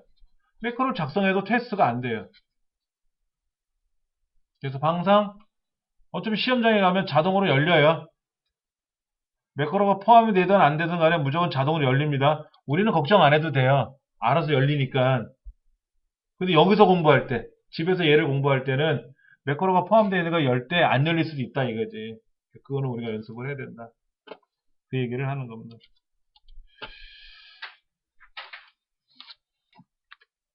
1번 재작년이네요. 2014년도 10월 18일 딱 2년 전에 시험 봤던 시험인데요. 6회 문제 볼게요. 레스터 방식이라는 문제가 나왔어요. 레스터 방식. 레스터 방식이 도대체 뭐냐 이거지. 자, 주로 스캐너나 디카를 이용해서 생성된다. 그건 뭐죠? JPG. 픽셀 단위로 이미지를 저장한다. 이게 JPG 사진이에요.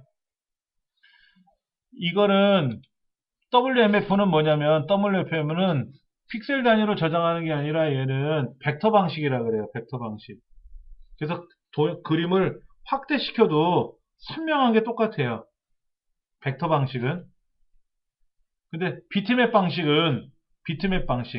JPG나 PNG나 이런 걸 비트맵 방식이라고 하는데 얘네들은 이미지 해상도가 커지면 파일의 크기도 커지고 또 디카로 찍은 사진이 바로 이 픽셀 단위로 찍는 이런 사진인데 레스터 파일 형식이라고 하는 것은 WMF 즉 벡터 방식이 아닌 비트맵 방식을 다른 말로 레스터 방식이라고 불러요. 이때 처음 이 문제가 나와서 사람들 레스터 방식이 뭐지? 막 고민을 했었어요. 그런데 픽셀 단위 이거 비트맵 방식 디카나 스캐너로 이용하는 거 비트맵 방식 해상도에 따라서 크기가 비례하고 하는 거 이거 비트맵 방식 WMF는 벡터 방식 아하 여기서 말하는 레스터는 비트맵 방식이구나 하고 역으로 답을 찾아낸 거죠. 역으로. 그런 문제도 나왔어요. 밑에 해설 보시면 나와 있으니까 꼭 참고하시고요. 웨이브는 뭐냐면 사람의 음성을 녹음한 거예요. 사람의 음성을 녹음한 겁니다. 그래서 파일의 확장자는 웨이브라는 말로 되어 있고 녹음 조건에 따라서 크기가 가변적인데 녹음 조건이라는 말은 뭐냐면 스테레오로 녹음할 거냐 모노로 녹음할 거냐 마이크 성능이 좋은 거냐 나쁜 거냐에 따라서 달라질 수 있는 거예요. 그리고 압축률을 얼마나 높일 거냐 압축률이 높으면 어떻다? 근데 웨이브는 압축률이 아니라 그냥 사람의 음성을 그대로 녹음한 거예요. 그러니까 오디오 테이프에 녹음된 거를 그대로 디지털로 바꿨다고 보시면 돼요. 예.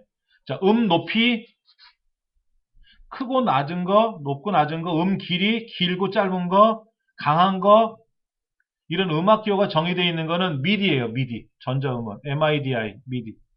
웨이브가 아니고.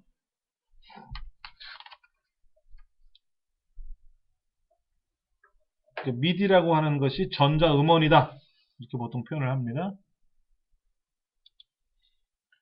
웹브라우저에 해당하지 않는 것. 가장 많이 사용하는 웹브라우저가 뭐죠?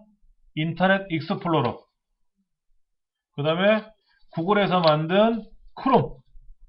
구글은 회사 이름이고, 제조회사 이름이고, 구글에서 만든 크롬이 되겠죠, 크롬. 사파리는 애플에서 만든 거고요. 예. 오페라, 파이어폭스 이런 웹브라우저들이 있습니다. 구글은 회사 이름이고, 구글이 만든 크롬. 네트워크 통신망에 따라서 종류가 이제 나눠지는데, 네 번째 랜은 근거리 통신망. 1번의 맨은 도시통신망. 도시통신망이라는 건 이거예요. 각 시청에, 서울시청에는 구청들 컴퓨터가 연결이 되어 있겠죠. 구청 서버가 연결되어 있겠죠. 웬은 나라 통신망. 나라와 나라, 와이드 에리어라 그래서 나라와 나라, 대륙과 대륙 간을 연결해주는 통신망이 되는 거예요. PCM은 통신망의 종류가 아닙니다.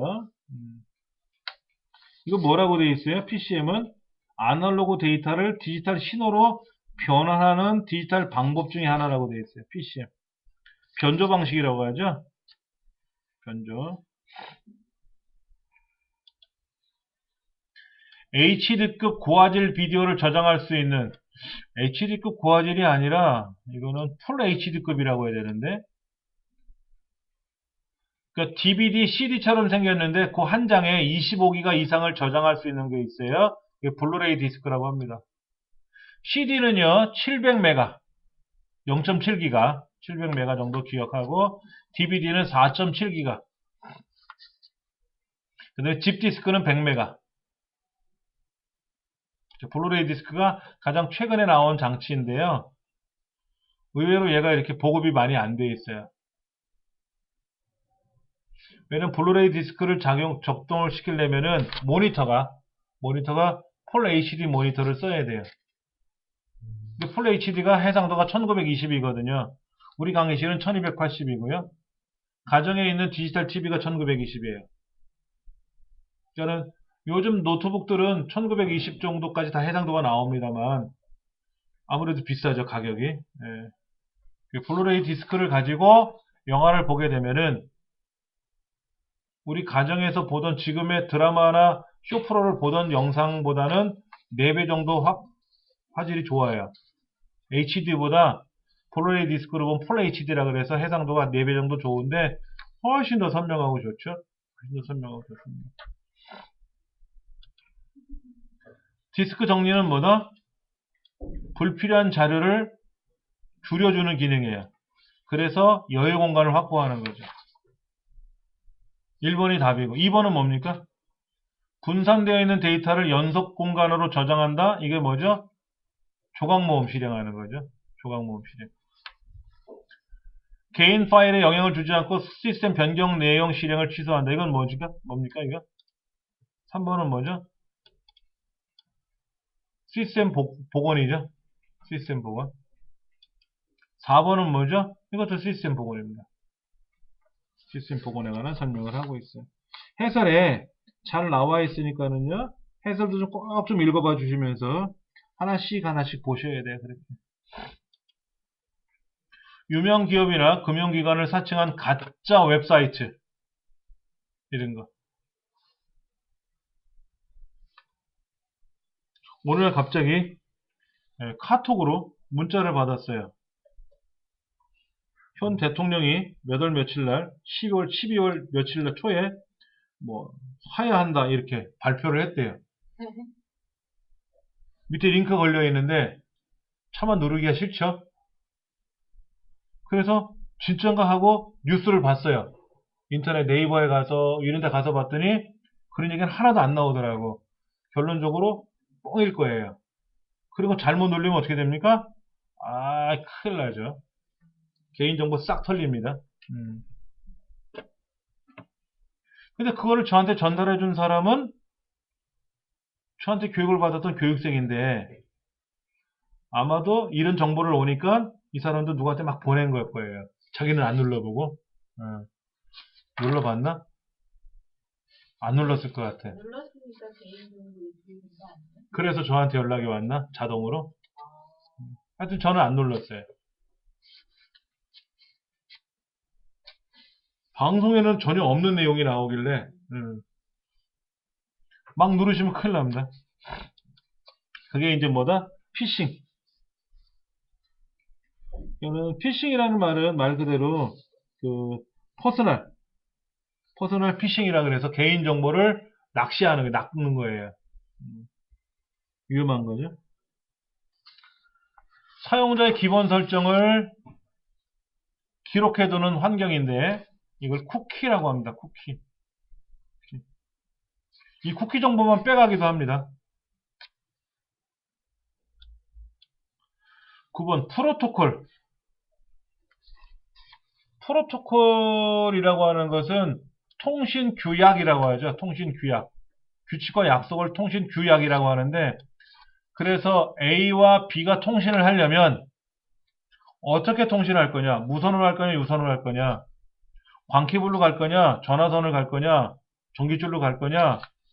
또 데이터를 보낼 때 어떤 규정을 이용해서 데이터를 보내고 받을 거냐? 이런 것들을 규칙을 정해놓고 쓰는 거죠. 그런데 OSI 7계층 중에 7번째 계층이 뭐예요? 아까 OSI 7계층이 나왔잖아요. 7계층. 이게 물, 대, 내, 전, 세, 표, 7개인데 물리 계층, 데이터 링크 계층, 네트워크 계층, 전송 계층, 세션 계층, 표현 계층, 동영 계층 7개예요. 자, 보세요. 데이터 링크 계층은 몇 번째입니까?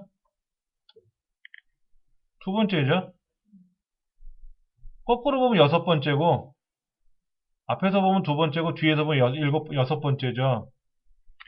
세 번째 계층은 뭐예요? 네트워크 계층이죠.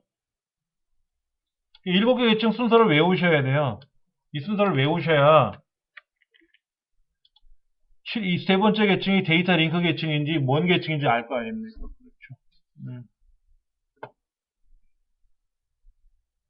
그렇죠. 이번에 데이터 링크 계층은 세 번째가 아니라 두 번째다.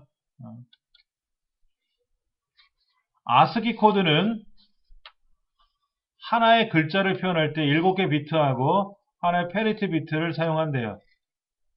그러면 데이터 비트 7개, 페리티 비트 1개니까 총 8개네요.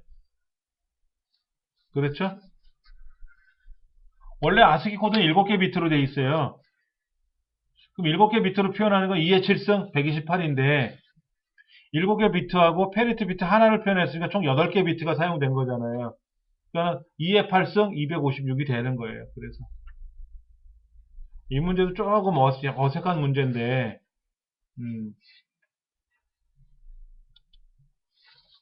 슈트통이라는 말은 뭡니까?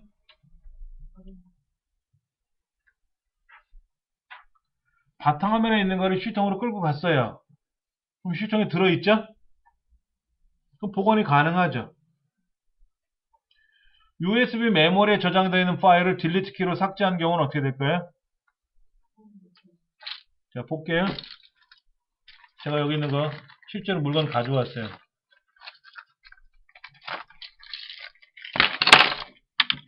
USB 메모리.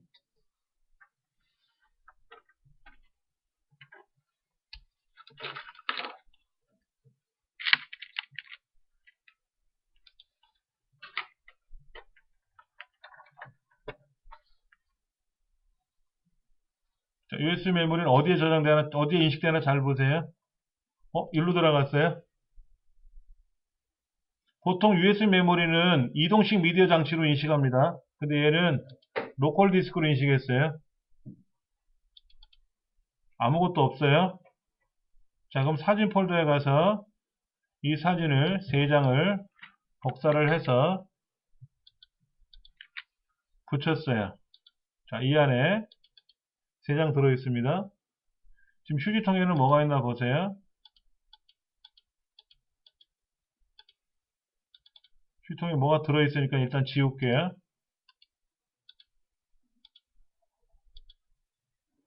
자, 그럼 여기 있는 거를 제가 삭제했어요. 휴지통에 버리겠습니까? 라고 떴어요.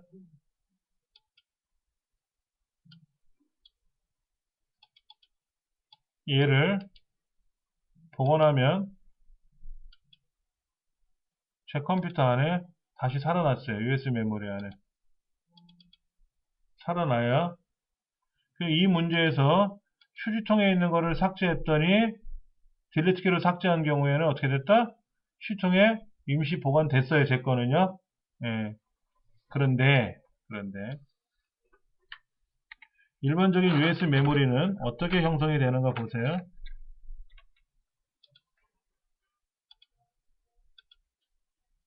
이동식 미디어 장치라고 되어 있어요. 여기 있는 걸 모르고 내가 삭제를 하려고 삭제 명령을 걸면 영구 삭제라고 떠요.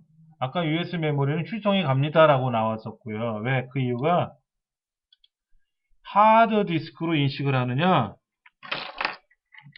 아니면 이동식 장치로 인식하느냐에 따라 달라진다는 얘기예요. 다시 한번 보여드리면 하나는 로컬 디스크, 즉 하드 디스크로 인식을 하는 USB 메모리고 하나는 이동식 장치로 인식이 되는 거예요. 그래서 차이가 달라지는 겁니다. 예. 그러면 하드 디스크로 인식하는 USB 메모리는 휴지통으로 간다라는 얘기고, 그러니까 외장 하드 있잖아요. 외장 하드. 외장 하드는 USB로 연결을 하지만 걔는 하드 디스크로 인식을 해요. 로컬로 인식한단 말이에요. 이동식이 아니라. 예. 그 차이가 다른 것 뿐입니다. 근데 일반적으로 USB 메모리에 있는 걸 삭제하면은 휴지통에 가지 않는다라는 게 일반적인 원칙이지만 아까 저 같은 경우에는 반박할 수가 있는 거죠. 근데 일반적으로 이것도 복원이 가능하지 않다 이렇게 보시면 되고, 네트워크 드라이브는 뭐냐면은 내 컴퓨터가 아니라 남의 컴퓨터에 있는 거를 내가 드라이브화 시켜서 쓰는 거라서 네트워크 드라이브를 삭제하게 되면 그쪽 컴퓨터에서 사라지는 거예요. 내 컴퓨터에서 사라지는 게 아니라 그쪽에 남든지 하는 건 그쪽 문제고, 일단은 내 컴퓨터 입장에서는 삭제 복원할 수가 없다는 게 맞는 말이고, 휴지통이 그걸 0으로 줄여놓으면은 휴지통은 있지만 뚜껑이 덮여 있는 거예요. 잠겨 있는 거라서 휴지통을 사용할 수가 없는 거예요. 답은 1번이라고 보면 되겠죠. 해상도 조정.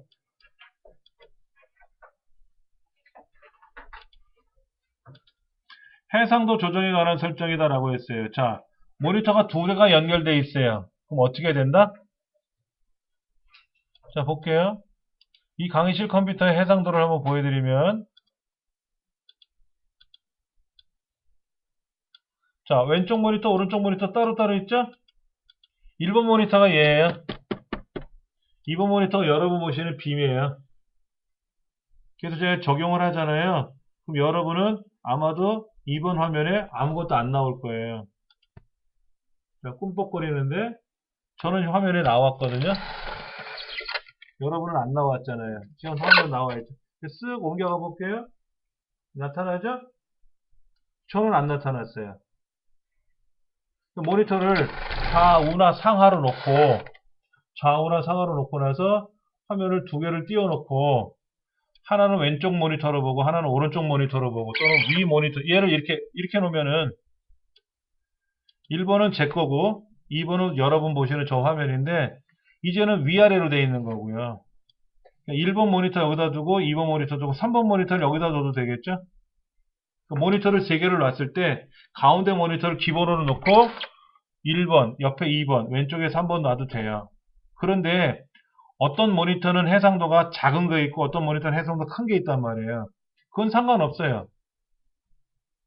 왼쪽, 오른쪽 또는 상하 어떤 거를 놓더라도 해상도가 달라도 상관없어요. 근데 저희는 어떻게 하냐면 얘를 복제하거든요. 똑같이 1번 화면하고 2번 화면하고 똑같이 보라고 명령을 걸어놨기 때문에 지금은 여러분 화면하고 제 화면하고 같이 보이는 것 뿐이에요. 어떨 때 이거 쓰는지 아세요? 복제할 때는 상담실에 가시면 그렇게 나와요. 상담실. 그러면 내방자가 있잖아. 내방자. 상담을 받으러 온 사람이 있고 저 앞자리에는 상담하는 선생님이 계시잖아요. 그럼 그 사람 화면하고 나랑 화면이 똑같은 걸 봐야 편하잖아요. 자기는 자기 거 보고 상담 받으러 온 사람은 아무것도 안 보이면 그때 저처럼 모니터 이렇게 돌려서 보여드릴 수는 없잖아. 그러니까 똑같은 모니터를 두 개를 놓고 작업을 하는 거예요. 그러면 상담 선생님도 키보드 마우스를 쓰고 상담 받으러 온 사람 키보드 마우스를 줘가지고 입력 한번 해보실래요? 한번 선택해 보세요. 그럼 자기 마우스 갖고 뭐를 클릭할 거 아닙니까? 그러면 상담하는 선생님 컴퓨터에도 상담 받는 사람 화면이 똑같이 있고 키보드 마우스 움직임이 똑같이 움직이는 거죠. 그렇게 해서 상담을 주로 많이 하죠. 그러니까 복제가 돼 있으니까 지금 붙어 있는 것 뿐이지 따로따로 떨어져 있으면 그것이 해상도가 어느 게 크고 어느 게 작고 이건 상관이 없어요. 다중 모니터라고 하는 건 모니터가 둘 이상이 붙어 있으면 돼요. 근데 아무래도 기본 모니터가 좌측 모니터가 오른쪽 모니터가 주 모니터로 설정이 되든 안 되든 상관없이 기본적으로 주 모니터로 사용하는 모니터가 해상도가 높은 걸 쓸 거라고. 그래서 주 모니터에서 기본 작업을 하고 보조 모니터에서 다른 업무를 처리하겠죠. 저는 그렇게 해요. 유튜브에 있는 동영상을 보조 모니터에다 틀어놓고 동영상 보면서 소리 들으면서 주 모니터로 작업을 많이 해요. 그럴 때 좋죠.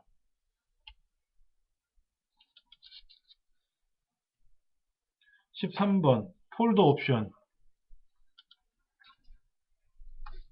폴더 옵션이라고 하는 거는 뭐냐면 이겁니다. 제어판에 가서 폴더 옵션을 실행을 해요. 폴더 옵션을 실행을 하는데 이 폴더 옵션에서 뭐냐면은 한 번 클릭해서 실행할 수 있게 하든지 우리가 보통 어떻게 합니까? 내 컴퓨터 창에서 얘를 더블 클릭에 열리잖아요. 근데 인터넷처럼 딱딱 한 번 누르면 열리게 할 수도 있어요. 이거를 한 번 클릭하게끔 하면은요, 이제 밑줄이 쳐졌잖아요. 그래서 클릭하면 열리고, 클릭하면 열려요. 두 번이 아니라. 자, 이 안에 보면, 뭐, 6.25의 노래, 클릭하면 얘가 이제 작동이 되는 거죠. 네. 한 번 눌러서 실행하는 게 아니라 두 번 눌러서 실행하는 거예요. 근데 이거를 두 번 클릭하게끔 하면, 아무래도 우리가 뭐예요? 처음에는 선택하고, 실행하고 싶으면 더블 클릭하면 실행이 되겠죠? 네. 뭐 이상한 노래 많죠? 사성 장군에 대한 노래 이런 것도 있어요.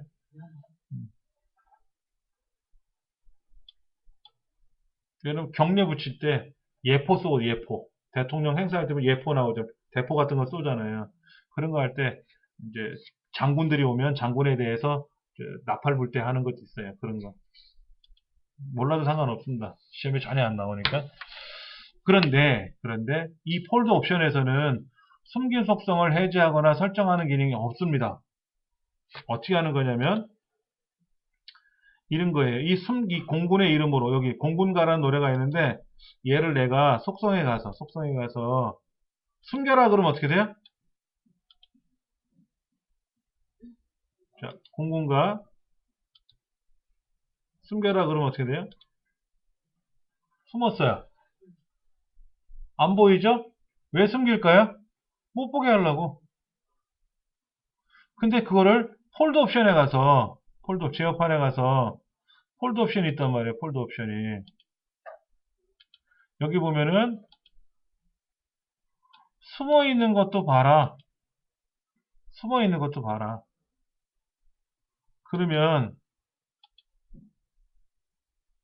공군가라는 노래가 아까 제가 숨겼는데 보여요. 근데 대신에 얘가 희미해요. 다른 거는 얘가 선명한 데 비해서 얘는 희미해요. 희미한 거는 요거하고 요거 두 개였죠?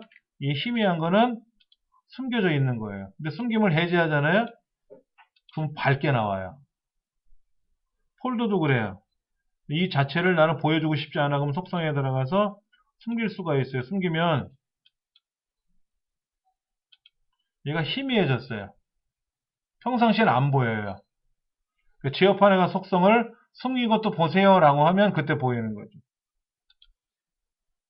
그러니까는 이 숨김 속성은 폴더 옵션에서 하는 게 아니라 어디 간다? 그냥 파일이나 폴더의 속성에서 하는 겁니다. 폴더 옵션이 아니라 속성에서 하는 거예요. 예. 3번은 틀린 말이죠.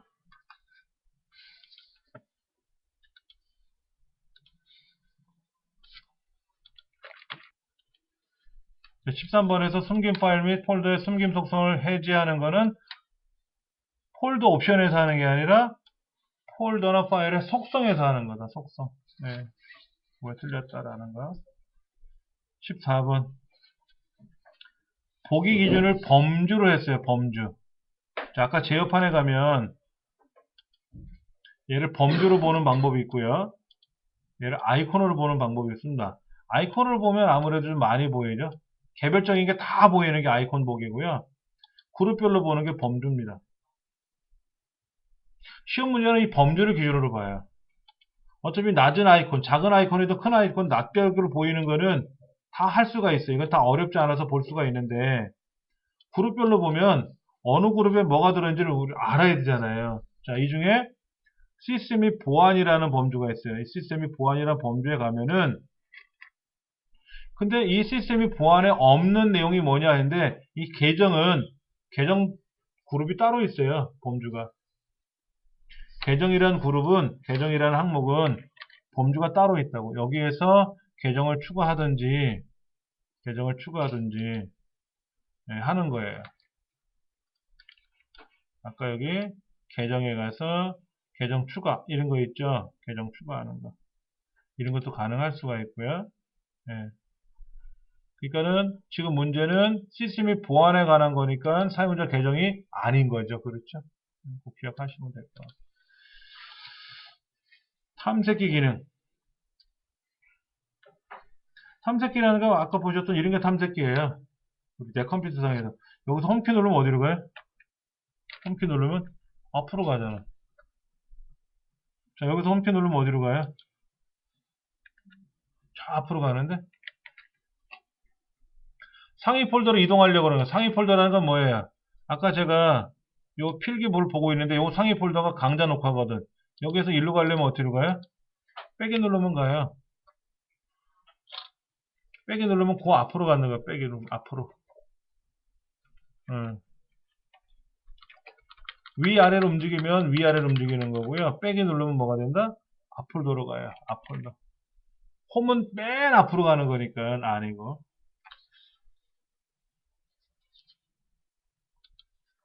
16번. 공개 소프트웨어는 뭡니까? 공짜. 자, 우리가 모뎀을, 이 공유기를 사면 공유기 CD를 줘요. 공유기 설정하는 프로그램을 줍니다. 이거는 우리 뭐라 그래요? 뭐를 사면 끼워주는 걸 뭐라 그래요? 번들이라고 하죠. 번들. 슈퍼에 가면 우유 하나 사면 거기에 야구르트 2개 붙여놓은 것들 있잖아요. 그리고 번들이라 그래요. 번들. 끼워 파는 거. 끼워주는 것. 뭐를 사면 무료로 제공해주는 걸 번들 소프트웨어라고 부르고 1번은 틀린 거예요. 1번 공개 소프트웨어는 뭐냐면 프로그램도 무료로 쓰는 거지만 그 안에 있는 프로그램 내용까지도 무료로 내가 다 뜯어 고쳐 쓸 수 있다라는 거예요. 1번이 틀린 말이에요. 나머지는 다 맞는 말이고요.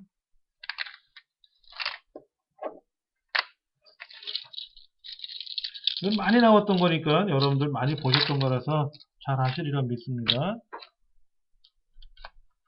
17번 바이오스 베이직 인풋 아웃풋 시스템이란 말의 줄임말인데 이겁니다. 컴퓨터를 전원을 켜면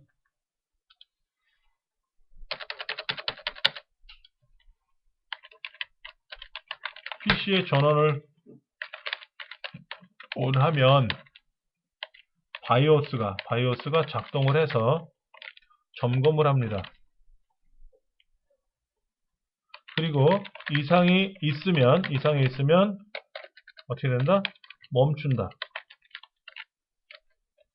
이상이 없으면 윈도우를 호출해서 부팅 작업을 하는 거예요. 윈도우를 불러서 이제 윈도우를 열어야 되겠죠. 그렇죠. 그러니까 바이오스라는 것이 작동이 안 되거나 바이오스에 이상이 생기면 컴퓨터는 부팅을 못 하는 거예요. 그러니까 바이오스가 하는 일이 굉장히 중요한 겁니다. 그러니까 바이오스는 윈도우 이전에 원초적으로 컴퓨터, 기계를 점검하는 운영체제예요. 중요한 역할을 하는 겁니다. 그런데 이 바이오스는 롬에 저장되어 있어요. 그래서 이걸 다른 말로 우리는 롬 바이오스라고 불러요. 롬 바이오스라고 불러요. 램이 아니라 롬 바이오스라고 부른다. 네. 전원을 켜주면 포스트 작업을 해요. 포스트. 파워 온 셀프 테스트. 파워 온 셀프 테스트. 그 해설 나와 있을 거예요. 그래서 이 포스트라는 작업을 해서 점검을 하는 거예요. 자, 이 책에도 틀린 게 있어요. 해설 볼게요. 127페이지 밑에서 하나, 둘, 셋, 네 번째 항목 보면 바이오스는 CMOS 램에 저장된다 라고 했는데 CMOS 롬에 저장되어 있습니다. CMOS 램이 아니라 CMOS 롬입니다. 예.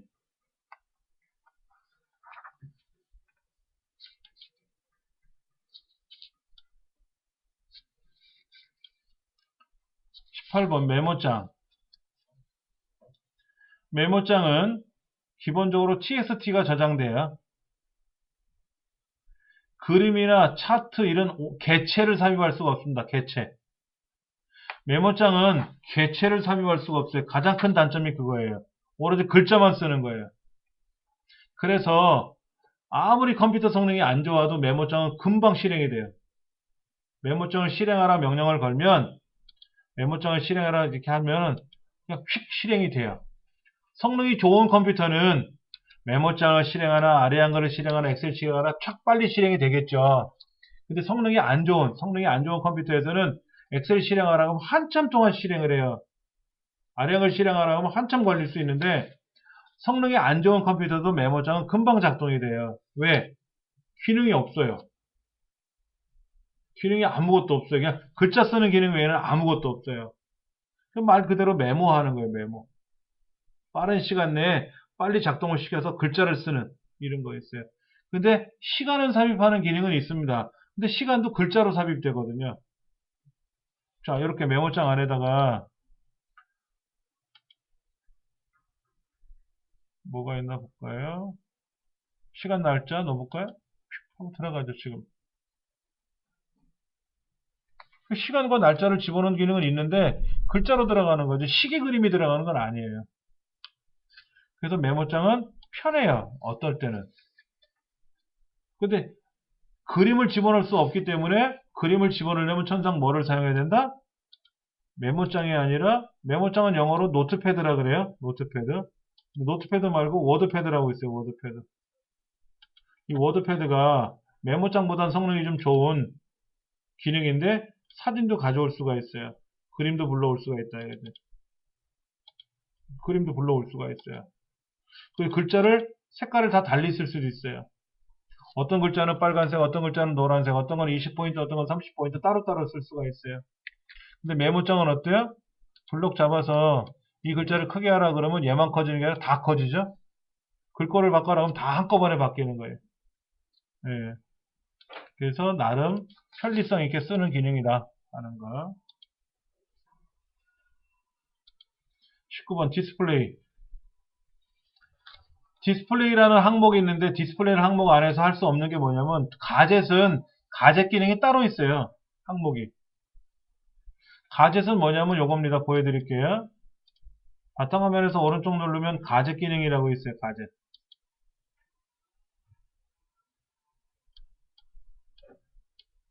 이렇게 쓰는 겁니다. 이렇게. 지금 날짜가 나와요. 마치 우리 스마트폰에서 현재 온도를 볼 때 어떻게 되죠? 온도 앱을 클릭을 하면 터치하면 앱이 실행돼서 현재 온도가 몇 도입니다. 날씨가 어떻습니다 하고 보여주는 게 아니라 그냥 겉에 보이는 거 있죠. 겉에. 아, 지금 어느 지역의 날씨가 몇 도입니다. 날씨가 좋아요, 흐려요? 하고 바로 밖에서 보여주는 기능은 뭐라고 하죠? 이거를 위젯이라고 하죠, 위젯. 스마트폰에서 캘린더 기능이라든지 이런 걸 보는 기능을 우리는 위젯 기능이라 그래요. 위젯 기능. 그 위젯을 윈도우에서는 가젯이라고 불러요. 예. 근데 이게 윈도우 8에서부터 사라졌어요. 왜? 안 써. 사람들이 안 써. 불편하니까. 그리고 쓸 일도 없어. 별로 없는 거예요. 그리고 불편하더라, 이게. 그리고 윈도우 8이나 윈도우 10에서는 앱 형태로 뜨잖아요. 아이콘이 뜨잖아요. 이렇게 바탕화면에 아이콘이 뜨는데 우리 윈도우 7처럼 저는 작은 아이콘이 아니라 큰 아이콘으로 뜨고 위젯 형태로 아예 떠버려요. 그러니까 위젯 기능을 아예 없애버린 거예요. 화면 자체가 바뀌었기 때문에. 그러니까 가젯 추가하는 기능은 윈도우 제어판에 있는데 디스플레이 항목은 아니다. 가젯 기능이 따로 있다 하는 거 기억을 하시면 좋을 것 같습니다. 데이터를 효과적으로 이용할 수 있도록 하는 건데 데이터를 효과적으로 이용할 수 있다는 말은 뭐예요? 회원 관리할 때 회원 가입한 거, 회원 명단, 여러분들이 친구 주소록이라든지 연락처라든지 이런 것들 우리 기록을 해놓을 수가 있죠. 거래 현황 같은 거 입력할 수 있지 않습니까? 주로 엑셀에다 많이 하잖아요.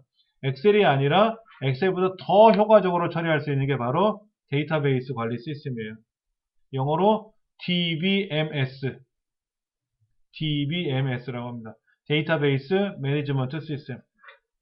DBMS. 가장 많이 쓰는 게 바로 뭐다? 액세스.